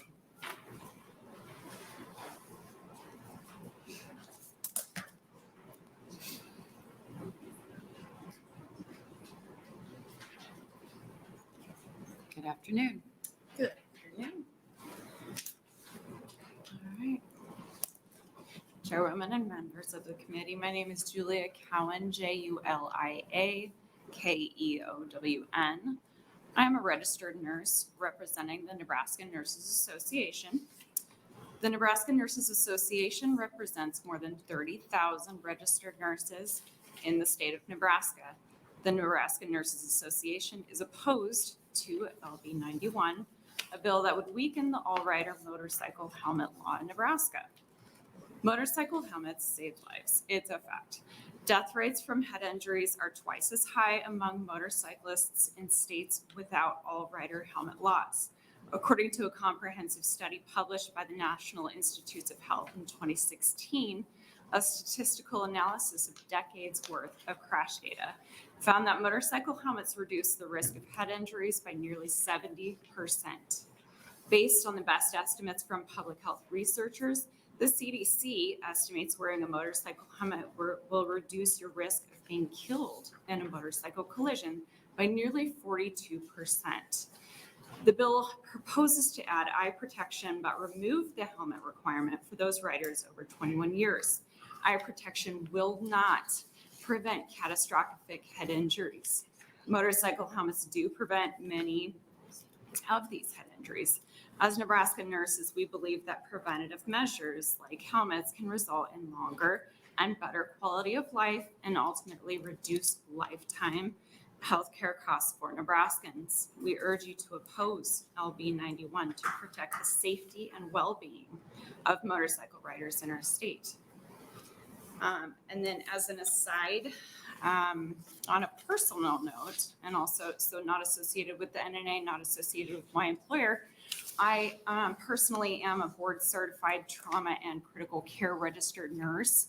And I've spent my career in a local neurotrauma intensive care. So this is very much right up my alley, right? So I take care of, we call them MCC patients, right? Motorcycle collision patients, day in and day out. And I obviously wholeheartedly oppose this bill. So one thing that I found in this bill, to my understanding, is it allows for those who are 21 years of age and older to attend a certified motorcycle course that would then allow them to ride the motorcycle in Nebraska without the protection of a safety helmet. So while I applaud the idea of these safety courses, I do think they would be quite helpful. I'm concerned that it's not going to be capable of addressing the real threat to motorcyclists. So anyone who knows anything about the epidemiology about Nebraska or worldwide, really, motorcycle collisions is going to know that the threat is not the motorcyclists themselves. It's not going to be anything that they've done wrong. It's other drivers. It's car drivers, it's vehicle drivers, it's semi-trucks, it's the rest of us, right? So we're putting the onus of responsibility by telling them you have to take this course. It's going to teach you all these things about how to, do defensive driving and things like that. Well, research shows that they often have less than 2 seconds often if not fraction of a second, to be able to respond to a threat on the road. None of us has that quick of a reaction. So by telling them, okay, you're going to be safer, because you've taken this course and you're going to be totally fine without wearing a helmet. No, you're not. The statistics show that. So I would ask you to go to that second page. It's got 2 black graphs on it. And this is, we're not going to get into emotion or anything like that about how awful it is to take care of long-term MCC patients. It's horrific. I have quite literally pulled brain matter out of people's heads that, they have skull depression, fractures, and it just keeps coming because the swelling is so bad. The brain just smashes itself. So aside from that, someone has done some great research on the kinetic energy in motorcycle collisions, right? So that first one shows the energy spike for a helmeted head. So the helmets are wonderful. They have foam in them. The foam not only increases the surface area for the impact, but it also absorbs that kinetic energy. So you can see it's got just kind of a curve, right? It would be like if I smacked my hand on the table, right? Larger surface area in your hand, it's going to have less concentrated area for that energy to go into your head. Energy spike for a bare head, right? You can see it's just a huge spike up and down. So that would be like if I took a ball peen hammer to this table. What's going to happen? A lot of energy that's concentrated in a very small area. That's going to smash this table, just like it's going to smash your head open. That's why helmets save lives. Thank you for your testimony. Yep. Are there any questions? I don't see any. Thank you very much. Any additional opponents?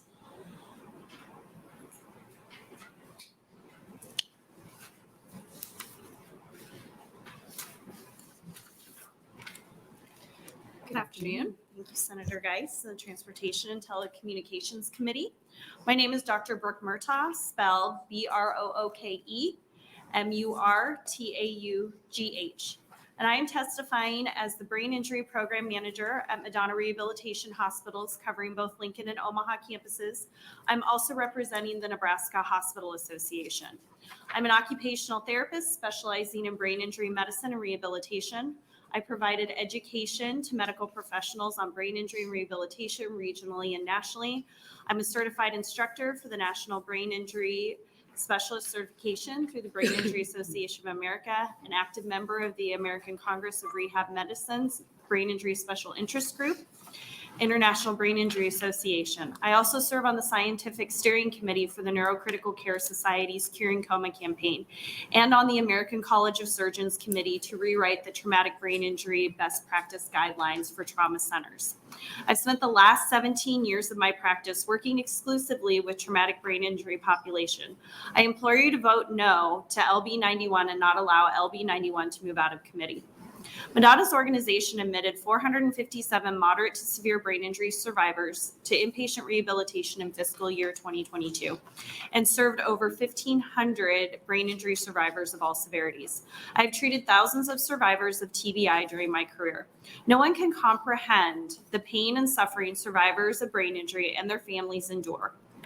There's a plethora of long-term deficits survivors experience for years, if not for a lifetime. These deficits include cognitive, mental, emotional challenges, long-term physical deficits and mobility and chronic pain, and a loss of productive employment. Survivors of brain injury are also at a significant higher risk for developing substance abuse issues, increased risk of incarceration after injury, and increased risk of suicide. Functional outcome studies 1 to 5 years post-moderate to severe brain injury demonstrate significant long-term deficits and disability. 2/3 of individuals continue to require a formal caregiver. 1/3 require daily assistance with simple tasks. 12% of those were institutionalized. 60% of those with moderate to severe brain injury are still unemployed 2 years after injury. Therefore, anything we can do as Nebraskans to lessen the incidence and severity of traumatic brain injury is required. Continuing to enact the current universal helmet law would limit the number and severity of TBI in the state. Several quantitative studies have demonstrated that universal helmet laws decrease the incident and severity of traumatic brain injury. A Cochrane systematic review on helmet use and TBI found that the helmet used by motorcycle operators reduced the risk of death by 42% and reduced the incidence of TBI by 69%. Traumatic brain injury is a costly injury. I think we've heard that earlier today. The lifetime economic cost of TBI, including direct and indirect medical costs, is estimated to be approximately $76.5 billion. Additionally, the cost of fatal TBIs and TBIs requiring hospitalization account for approximately 90% of the total TBI medical costs. Only 5% of persons with severe TBI have the adequate funding for long-term treatment and supports. 95% of individuals with traumatic brain injury rely on state and federal programs to fund and support their long-term needs. A study by the American Journal of Surgery published in October of 2018 examined the impact of repealing Michigan's helmet law. Michigan repealed their universal helmet law in 2012 and implemented a law similar to LB 91. As a result, helmet use decreased by 27% and head injuries increased by 14%. Helmet non-use doubled the odds of fatality and tripled the odds of brain injury. Furthermore, the injuries that were sustained following the repeal were more significant, with more skull fractures requiring neurosurgery. More patients required the high-cost treatment services of ICUs and placement on a ventilator. The study also looked at insurance coverage for helmet versus non-helmeted riders. Unhelmeted riders were 12 to 16% more likely to have government insurance or be uninsured. The state of Nebraska is a fiscally conservative state, cannot afford an increase in the number of TBI and the cost of care for the acute and long-term needs of this population. At Madonna, we speak to 100% of our patients and families with moderate to severe brain injuries about Medicaid and Social Security disability process and resources. We know through our decades of experience in ever-changing healthcare costs and reimbursement systems, no private insurance will provide the resources required for long-term needs of this population. This also holds true for middle and upper income families. Utilization of state and federal programs will be imminent for these families to care for their loved ones who will require 24-hour care for years to come. According to the 2021 Nebraska Medicaid Annual Report, 15% of Nebraskans currently utilize Medicaid. Nebraska's paid out $3 billion for Medicaid services in 2021. The aged, blind, and disabled cohort is the category of Medicaid recipients. Only 18.6% of Medicaid recipients were aged and disabled, but utilized 56% of the $3 billion. One of the arguments I heard in 2021 testimony by proponents of the repeal was that death was imminent after an unhelmeted motorcycle crash. This is false.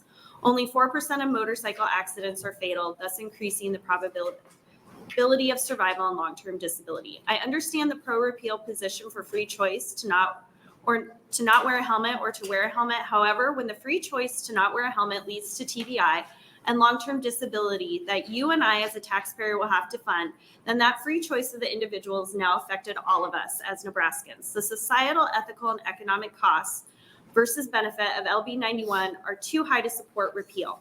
I implore you as a brain injury professional and as a taxpayer to vote no to LB 91. As the Transportation and Telecommunications Committee, thank you, and I urge you to indefinitely postpone LB 91. Thank you. Are there any questions from the committee?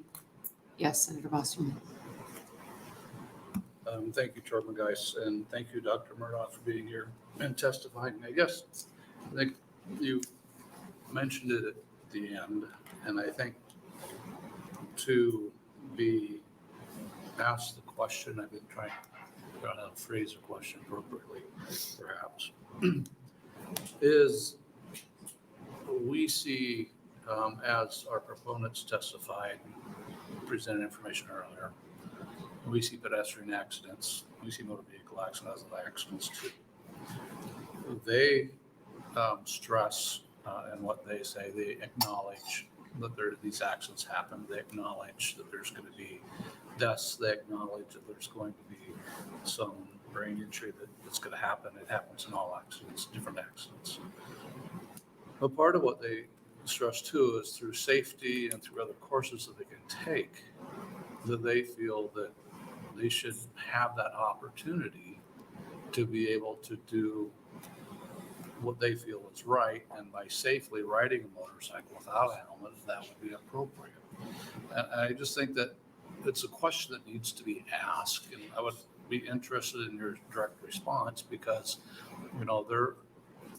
I understand that, and they expressed as well as those would come up and testify of the medical side of things, the costs and that. But yet, they're talking about their ability to be able to do something that they feel that they've taken as much risk as they can out of it, and others, and they should be able to do it. So a ride without a helmet, could you speak to that? I think if I'm understanding your question, so let me rephrase to make sure I'm answering it appropriately. So proponents are saying, we understand the risks. This is still our choice. I completely understand that. But there's not a guarantee. And again, I think all the statistics are there that it's not usually the motorcyclist's fault if there is an accident. I don't think there's any guarantee though, are you going to live or are you going to die? Most people accident, they're going to survive. Our trauma systems, our EMS systems have become so well prepared. Time is brain. Our response rates are much quicker. These individuals are surviving severe, massive head injuries. Most people, especially younger riders, even under the age of 65, aren't going to have the majority in place a living will and testament to really tell us as healthcare professionals what we're supposed to do. If to remove the vent, to remove feeding tube, those types of questions, it's not laid out if you're in that position. So we're still obligated as healthcare professionals to save you and to provide the appropriate care down the road, unless your family decides otherwise, because the majority of these individuals with massive head injuries for probably the rest of their life do not have the capacity to make those decisions about their care moving forward. So there's a big gray area there unless you're a motorcycle rider with, we repeal the helmet law. I don't think we're going to make a statute in the law saying, well, you have to make sure that you have an advance directive and a living will to show us what we need to do if you are in an accident and have a catastrophic head injury. Do we spend the money and the resources, staff-wise and money-wise, to try and rehabilitate you and recover as much as we can, or not? I mean, that's a huge ethical question.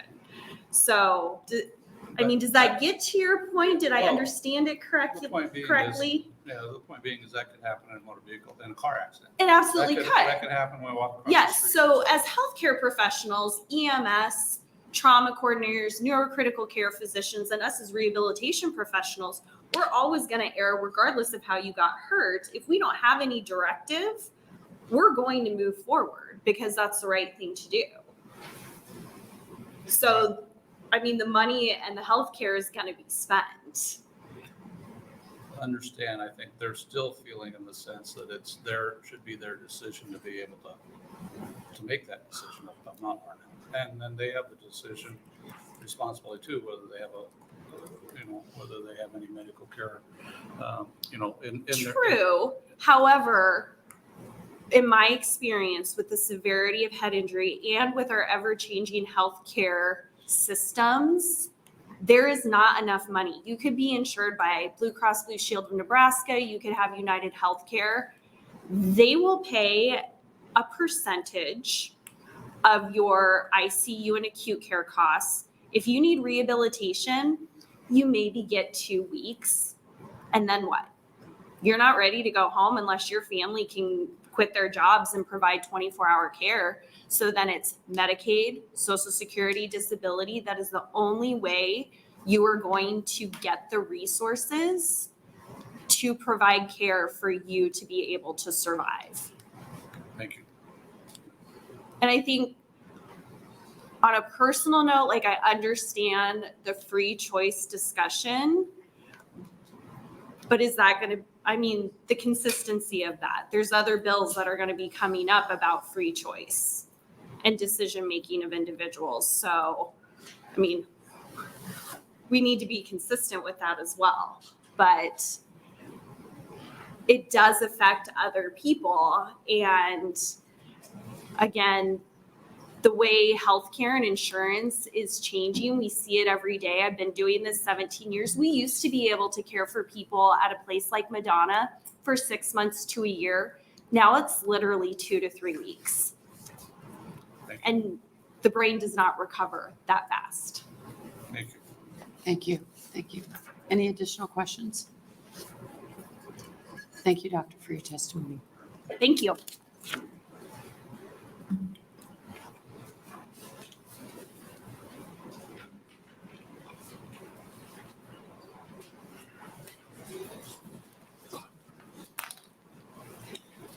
Chairman Geist, Senators, thank you. Good afternoon.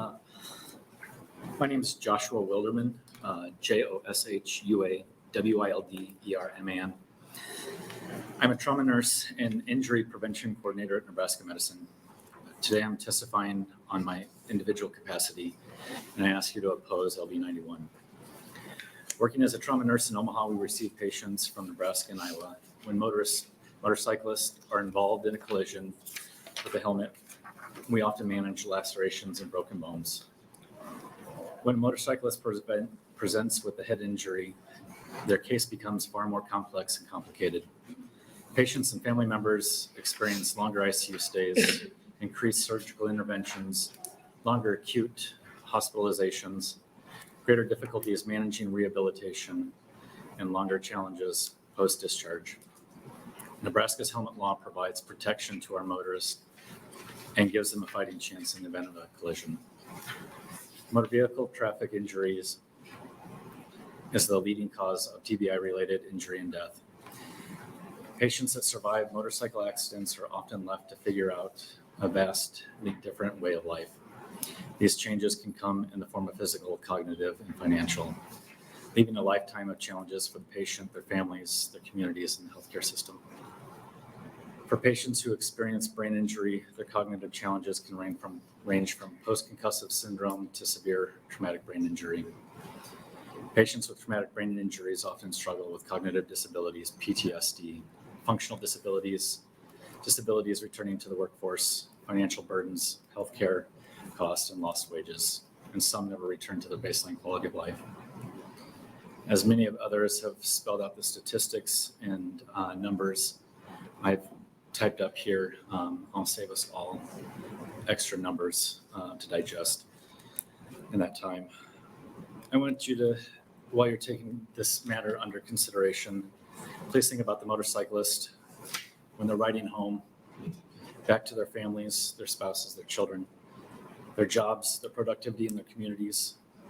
Please consider their journey back to their life after head injuries from a collision without a helmet. Please consider the additional strains to the post-acute care systems and the financial stakeholders of patients that suffer traumatic brain injury. Given Nebraska's distribution of population and access to medical care, patients attempting to integrate back into life post-injury find many challenges.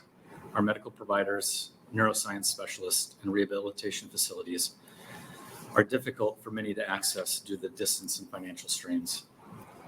Nebraska's helmet law provides protection for a motorist and gives them a fighting chance in the event of a collision. Maintaining Nebraska's helmet law reduces the financial burdens to the patient, the taxpayers, and the state of Nebraska. I ask you to please oppose LB 91. Thank you for your time and consideration. Thank you for your testimony. Are there any questions? I don't see any. Thank you.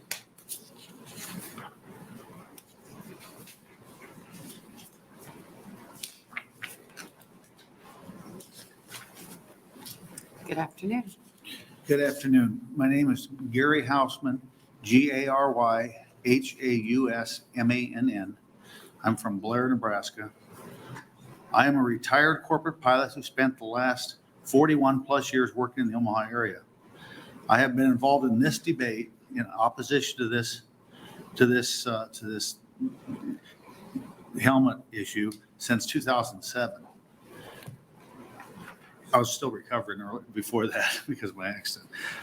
You see, I had a very serious motorcycle accident on September 1st, 2006.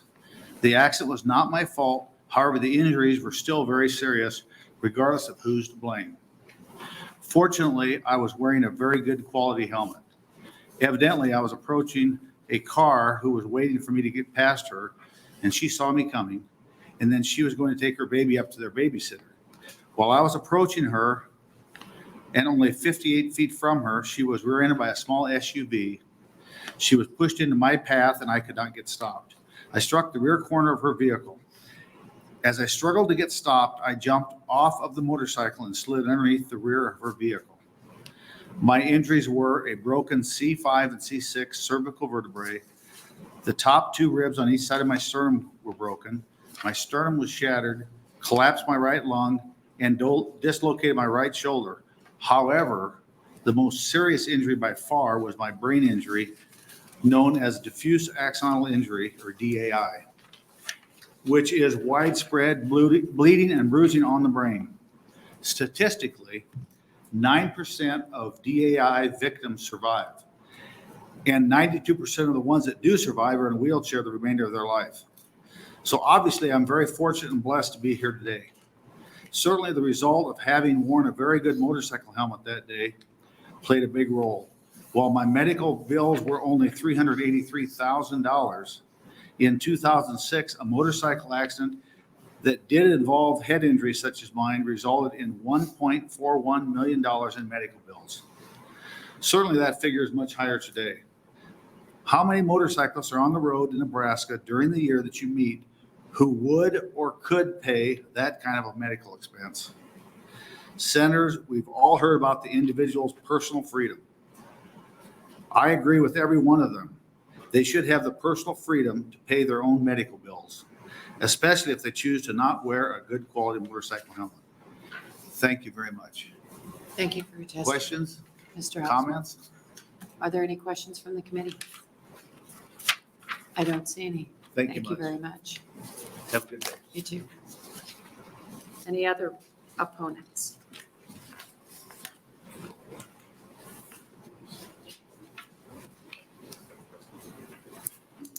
Good afternoon. Good afternoon, Senator Geist and members and staff of the Transportation and Telecommunications Committee. My name is Dr. Scott Adams. That's SCOTADAMS, 3116 South 76 or South 58th Street in Omaha. I previously served and used to testify pretty regularly to committees.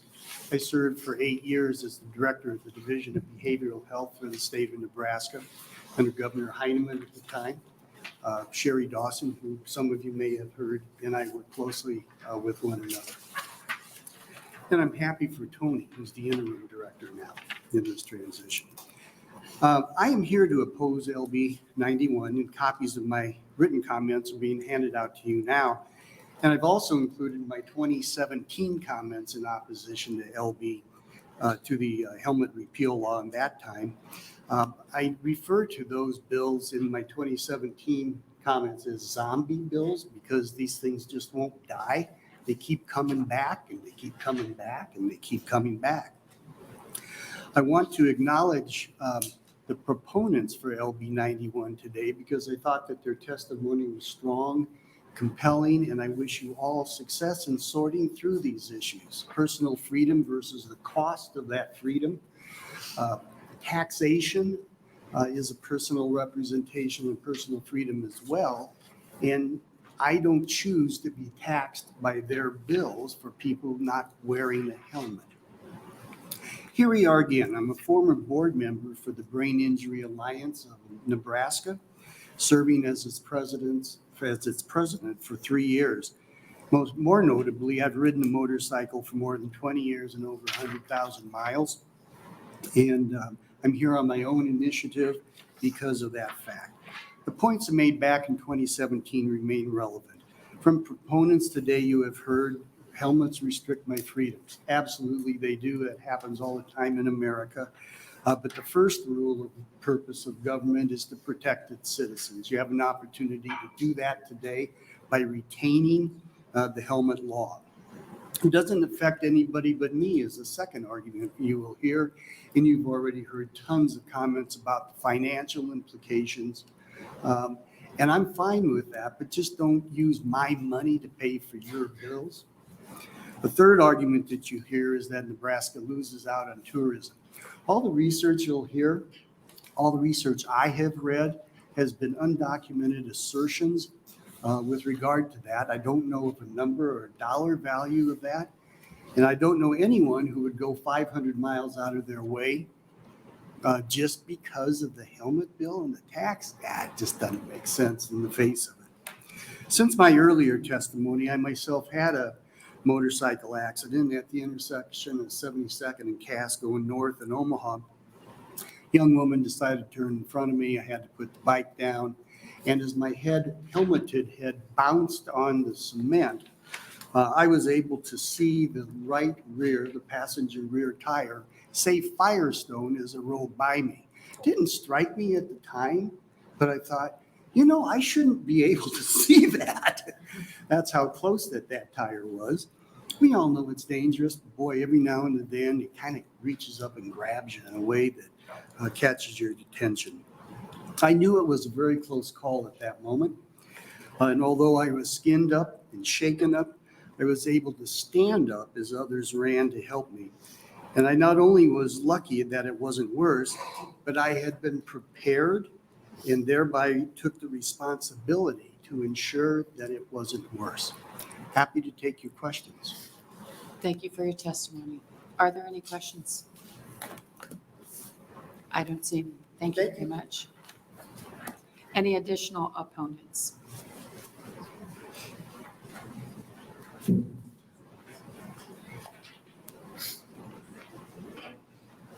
Good afternoon, Senators. Good afternoon.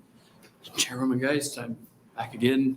Mark Richardson, MarkRichardson.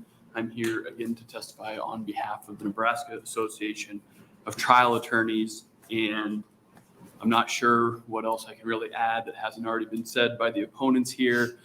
So maybe I'll just try to give you my own perspective on this a little bit, and I think the perspective of a lot of my brethren, who I would tell you, one, we are here testifying against our own interests.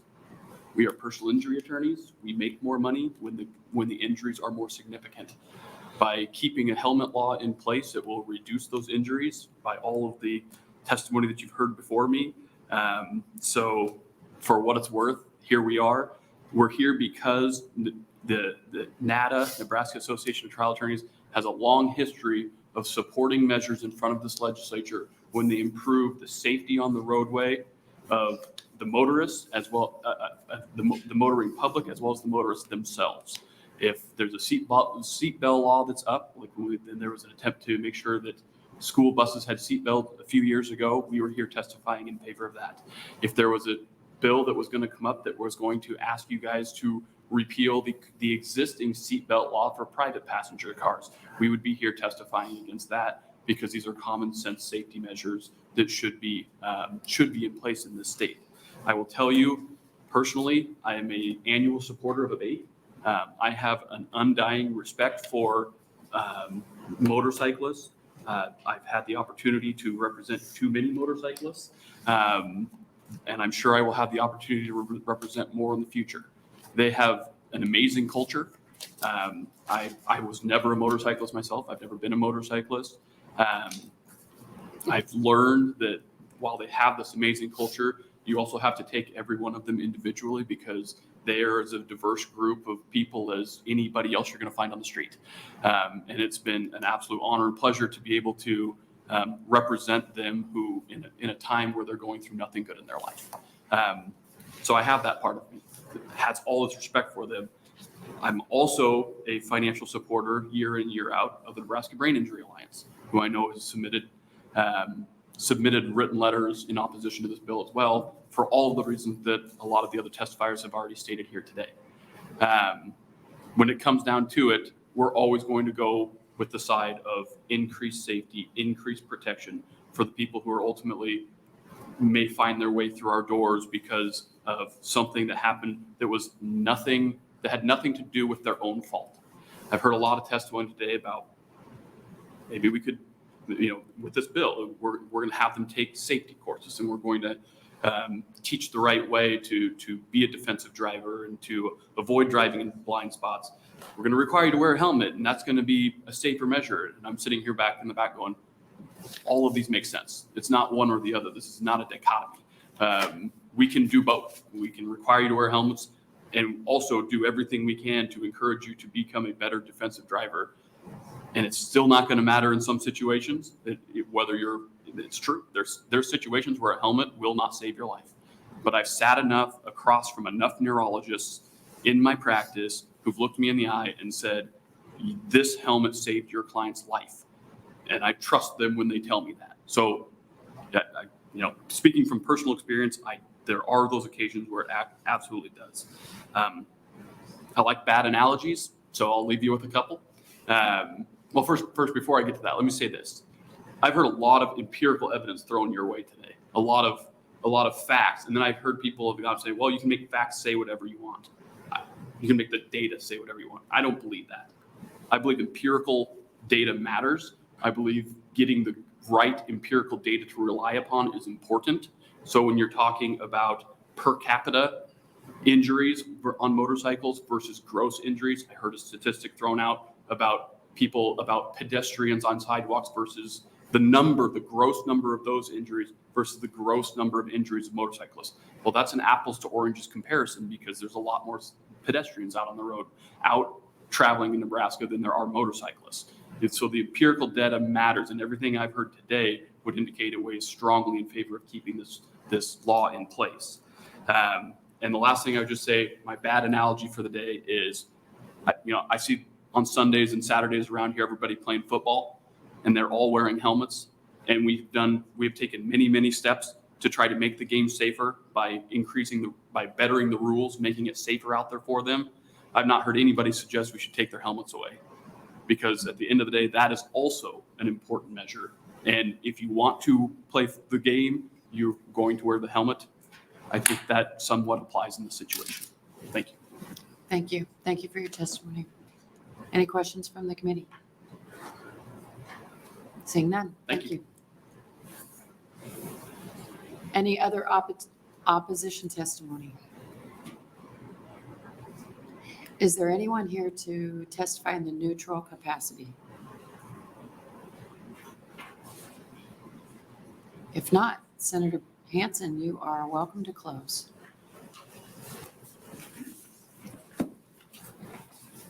Thank you, Chairwoman Geist, and the committee.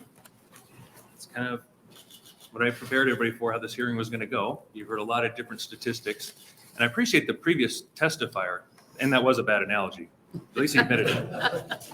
Because guess what? You have the choice to play football without a helmet, and it's not against the law. So I have to go through some of the stuff that people said here. And he also made a good point, the previous testifier, about how data and statistics can be manipulated to prove a point. And he's very true. But first, I want to touch on a couple of things. I know the questions that some of the senators had before, and they were good questions. Right now, they addressed about the ability to take the certified safety course in order to get your license, and that is not a requirement right now. And then how do we tell if somebody has taken the course or not? And I think that's one of the things we can work with the DMV with to make. Right now, they get like an M on their license to show they've had a motorcycle license. The DMV could easily put an M1 if they've taken the course and passed it, or an M with a circle on it. Or they can have a registry of those who have been who have taken the class, so then if somebody pulls somebody over, they know who's taken it and who hasn't. That was a good question. And also, how can we tell if somebody is too young or not? And from my understanding, and I think Mr. Rogert touched on that too, it's the same way as if somebody was driving a car, you saw them driving a car and they look under 16. They look like they're 14 years old. I think right now they can address that and pull them over for it. So, all right. So one of the first things I want to touch on again was that map that I first gave you. I think that is probably one of the most telling pieces of evidence, apart from all the statistics and all the testimony you've heard right now, that country is moving the opposite direction of what a lot of the testifiers and opposition said. More states are getting rid of their helmet law or repealing it to a certain degree. And out of all those blue states on there, none of them are going backwards. You would think if there was a lot of despair and death and injury, states all over would put their helmet law right back in place right away. They don't. That's very telling. And this is not a Democrat or Republican issue. If you look at the states on there, it's a healthy mixture of all of them.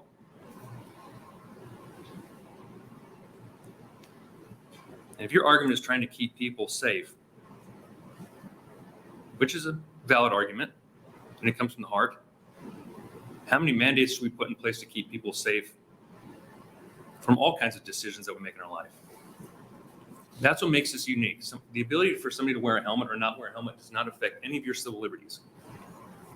Their right to choose, ask yourself, does it affect your life? Does it affect your liberties? Some people might say, well, we got to pay more on insurance. Guess what? Most of them already pay insurance, if not all of them do. And you know what else they pay into? Medicare and Medicaid, for reasons just like this. Most traumatic brain injuries come from a fall, over 40%. If I remember right, motor vehicle injury, which includes all motor vehicle injury, is like third on the list at like 14%. I just looked it up from the data from Nebraska Department of Health and Human Services. So do we mandate people don't go on ladders? Do we mandate they don't go on their roof to put their Christmas lights on? Or walk on ice? Why this one? If something else we want to mandate, maybe probably one of the biggest costs to the state of Nebraska, especially with Medicaid and the healthcare industry as a whole, is obesity. Obesity leads to a wide range of other illnesses and injury. They use and I'm not going to take anything away from them. It is actually a traumatic thing to see being in an ER or dealing with brain injuries. I'm not taking that away from anybody. But if we're going to use that as an example, we can use that as an example in other instances too. If somebody, say, was over 400 pounds and they were obese, should we mandate that they don't have soda anymore? How much would that save us? How much would that save? How many people would we save? How many lives would we save? So why the helmet law? You ask any orthopedic doctor about having to do an amputee or multiple amputee on somebody with diabetes. It's traumatic for them too.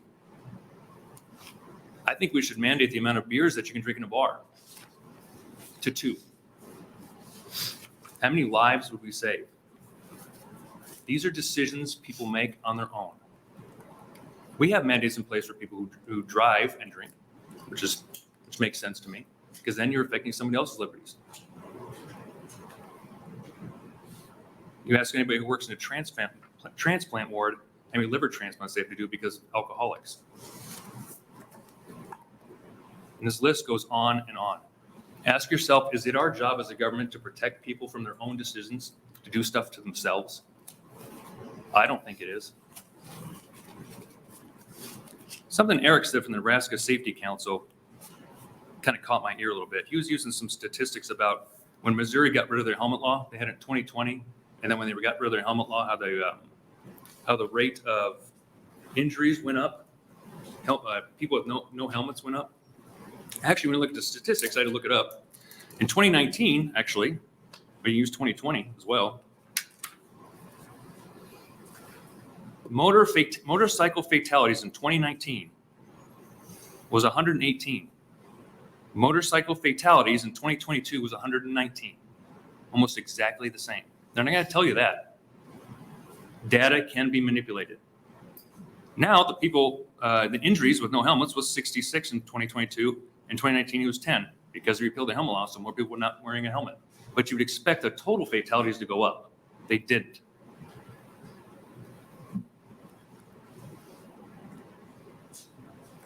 Another statistic that was put out there for 83,000 motorcyclists riding in the state of Nebraska, only 125 of them take the safety class. But from my understanding, many of them don't get endorsed. So they might be counted as part of that 125. And they're going to tell you that. And I kind of want to touch on now, well, one other thing. South Dakota, when we're talking about how well helmet laws protect people, South Dakota has about 130,000 registered motorcyclists. And in 2020, they had 27 motorcycle fatalities. Nebraska has 50,000. Last year, they had 34 with the helmet law. South Dakota does not have theirs. Some people attribute that to a greater acceptance and proclivity of taking the safety training class that South Dakota pushes. You learn defensive driving because just like everybody else said here, typically most injuries come not from the motorcycle rider, but the people hitting them. So defensive driving matters, and that is huge. Now let's talk about insurance. Let's see. They were saying, and again, this is a philosophical argument too, whether you think if people have the right to choose to not wear a helmet, they can choose to pay more with their insurance. If I saw my insurance go up 30% and they said, well, if you wear your helmet, it goes down 30%, I'm gonna wear my helmet. I'd wear my helmet anyway.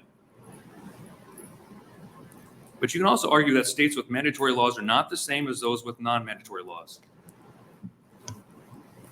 In a recent review of hospital expenses in the country, the Kaiser Family Foundation broke down inpatient hospital expenses per day in 2012.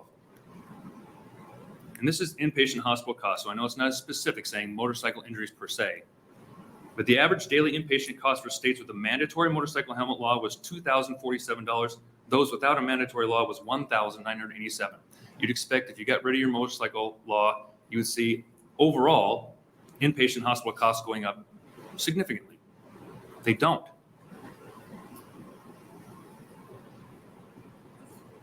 I appreciate Senator Bosselman's question to Dr. Murtaugh earlier, because I was trying to hash out some of the stuff she was saying about power of attorney and a living will. I don't think, again, and she alluded to that too, I don't think it's the government's right to tell you that you have to get a power of attorney and living will if you're going to make decisions. And if insurance doesn't cover it, that's a reason that we should take others' rights away. Let them pay more if they don't want to wear the helmet. Like I said, most already have insurance. Actually, a lot of them actually increased their insurance. And a lot of them still paying to Medicare and Medicaid.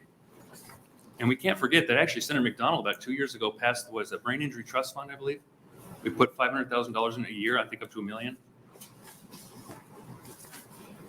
That should help the situation. I want to make sure I go through all my notes here. Joshua earlier talked about traumatic brain injury. He made a lot of good points. And I think one of the things we have to think about, not just the statistics about actually how many traumatic brain injuries there are that come from falls, and then whether we should regulate those or not, which we don't, and I don't think we ever should. But typically, helmets prevent from lacerations and fractures of the skull.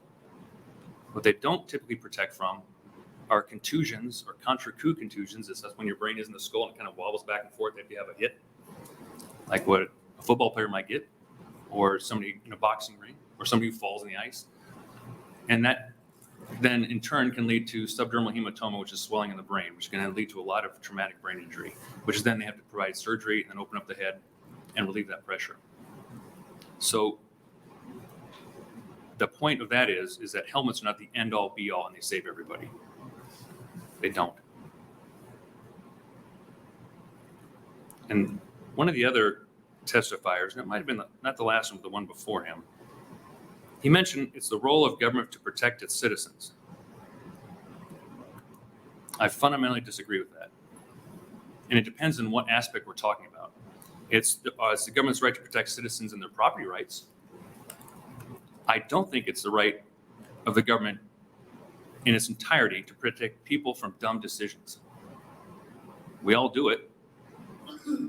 If I came up here and wanted to ban smoking, how many would you ban smoking entirely? Because we save lives. How many would you ban sugar because it saves lives? Or alcohol? Or crossing the street? Or going out in a lightning storm? We would never think of that. But why this one?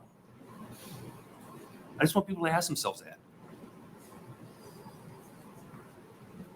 And somebody also said it. He also said I shouldn't be taxed for their decision. Well, you're already taxed for the decision and the decisions of many other people. That's called Medicaid and Medicare. And the Brain Injury Trust Fund we all passed, among other things. So I just hope you can have an open mind and you can think about this logically, also emotionally. But just remember, The people who are riding the motorcycles want this passed. The people who don't ride motorcycles don't want it passed. So we're stopping them from making a decision that does not affect any of us to protect them. That doesn't sound right to me. So with that, I'll take any questions best I can. Thank you. Thank you. Are there any questions from the committee? Yes, Senator Frederickson. Thank you, Chair, guys. Thank you, Senator Hansen, for bringing this. This was a really, Welcome to the motorcycle helmet law. welcome to the motorcycle helmet law, my first one. No, it's, no, I appreciated hearing all the testimony, and I'm kind of marinating on a few things that I have maybe some follow-up questions that you might be able to help with. One Best I is, can. I'm curious about, so one thing I heard today was this argument that the decision-making process of the operator of the motorcycle has a big impact on sort of safety with that versus sort of the helmet safety in certain ways. And that got me curious about the age requirement for this law. So can you give me any insight into why 21 and why not a different number or different age for this? It could be a couple of different reasons. Sure. One, well, most states are 19 and younger, right? We decided to go a little more restrictive. In my personal opinion, that's typically when the frontal cortex of the brain gets developed and you actually have better decision-making skills. Sure. If you all remember, by the time you were 21, 22, 23, how many times you sat there and said, crap, my parents were right. That's because the logic brain finally kicked in. Mm-hmm. And that's Mid the to late time then when 20s, you yeah. have better decision-making skills. Okay. So you were kind of thinking of the. In both aspects, yeah. Okay. Align with what other states have done. Sure. As well. Okay. Thank you. Yeah. Yes, Senator McCavan. Thank you. Thank you, Senator Hansen. I do want to first push back on a statement that you made. I don't think it was intentional, but you did make a comment about weight of individuals and comparing that to regulating in soda. It's kind of offensive, especially as someone who is overweight, to feel that you are judging my decisions of what I am putting into my body as being related to health care. Diabetes, heart disease, cancer, none of those things are directly linked to an individual's weight. And so I just wanted to say that publicly because I don't think that that was your intention, but I think you can understand how that is perhaps not yes. a great statement. I think a better, like I said, BMI, right? Sure. And then now But just those things are still not related to illness and disease. You made a lot of other great that was a good kind of analogy I used. Okay, I appreciate the comment. Yes. But think how offended you were. Now multiply that for every motorcycle rider who gets their right taken away. Well, I mean, I was not offended for myself, more for I get what you mean. Again, another analogy, right? the So- term fat shaming comes to mind. And I don't think that that's your intention because I know you and I know that you would not want to hurt people's feelings. No, you're exactly right. I could use better language. Thank you. Thank you. I did, however, want to follow up on a comment that you made. It is not the role of government to ban bad decisions. And I just want to say I really look forward to keeping that at front of mind next Wednesday when we have a bill in our HHS committee that is about making judgments about people's decisions. So I appreciate that you said that. And I'll put that one into context as well, I- to prevent any emails I might get, to protect them as themselves as decision-making adults, which is what I was kind of going to. We all make decisions. Thank you. people, I as am a adults. decision-making adult. That's right. And you have So- the decision. I look forward to that Yeah. conversation. Great. Yes, Senator Mosher. I had a question about, I don't believe the statistics were yours, but somebody said that the number of motorcyclists below 21 was like 0.8% of the total motorcycle drivers. Is that possible? I can't answer that with certainty. Yeah. 0.8 of the total? It's like I 0.8 think that's out of what 100? they said, that there were 114,000 motorcycle licensed riders and some really small fraction were under 21. Yeah. Because they were saying that the age requirement's only at 0.8% improvement.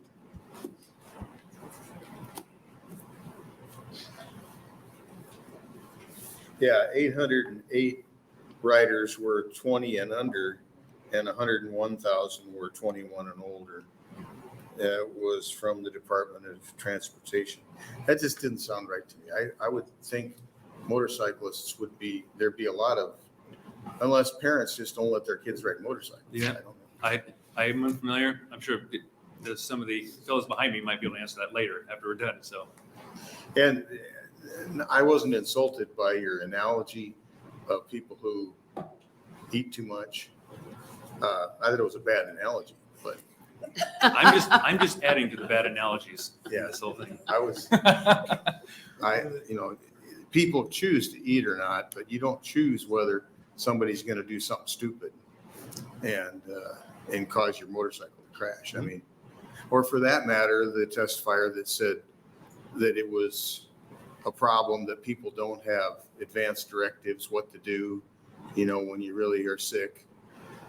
It's one thing to give an advanced directive when you're healthy and everything is right. And when you're laying there, about to die or could, die, would you give a different answer? Well, we can all say that in all aspects of injury and illness at that point, right? Yeah. Like in some of the analogies that I used before, there's a lot of better decisions I could have made. Well, I'm saying I would just discount that argument that they're stressed because they don't know what to do with people who have serious injuries. Any other questions from the committee? I do not see any. And so with that, Senator Hansen, we will close this hearing. Thank you. Thank you. Oh, the letters, excuse me. I always forget. I do have letters that came in about this bill. Proponents 60, opponents 18, and 1 neutral. And with that, we will close this hearing.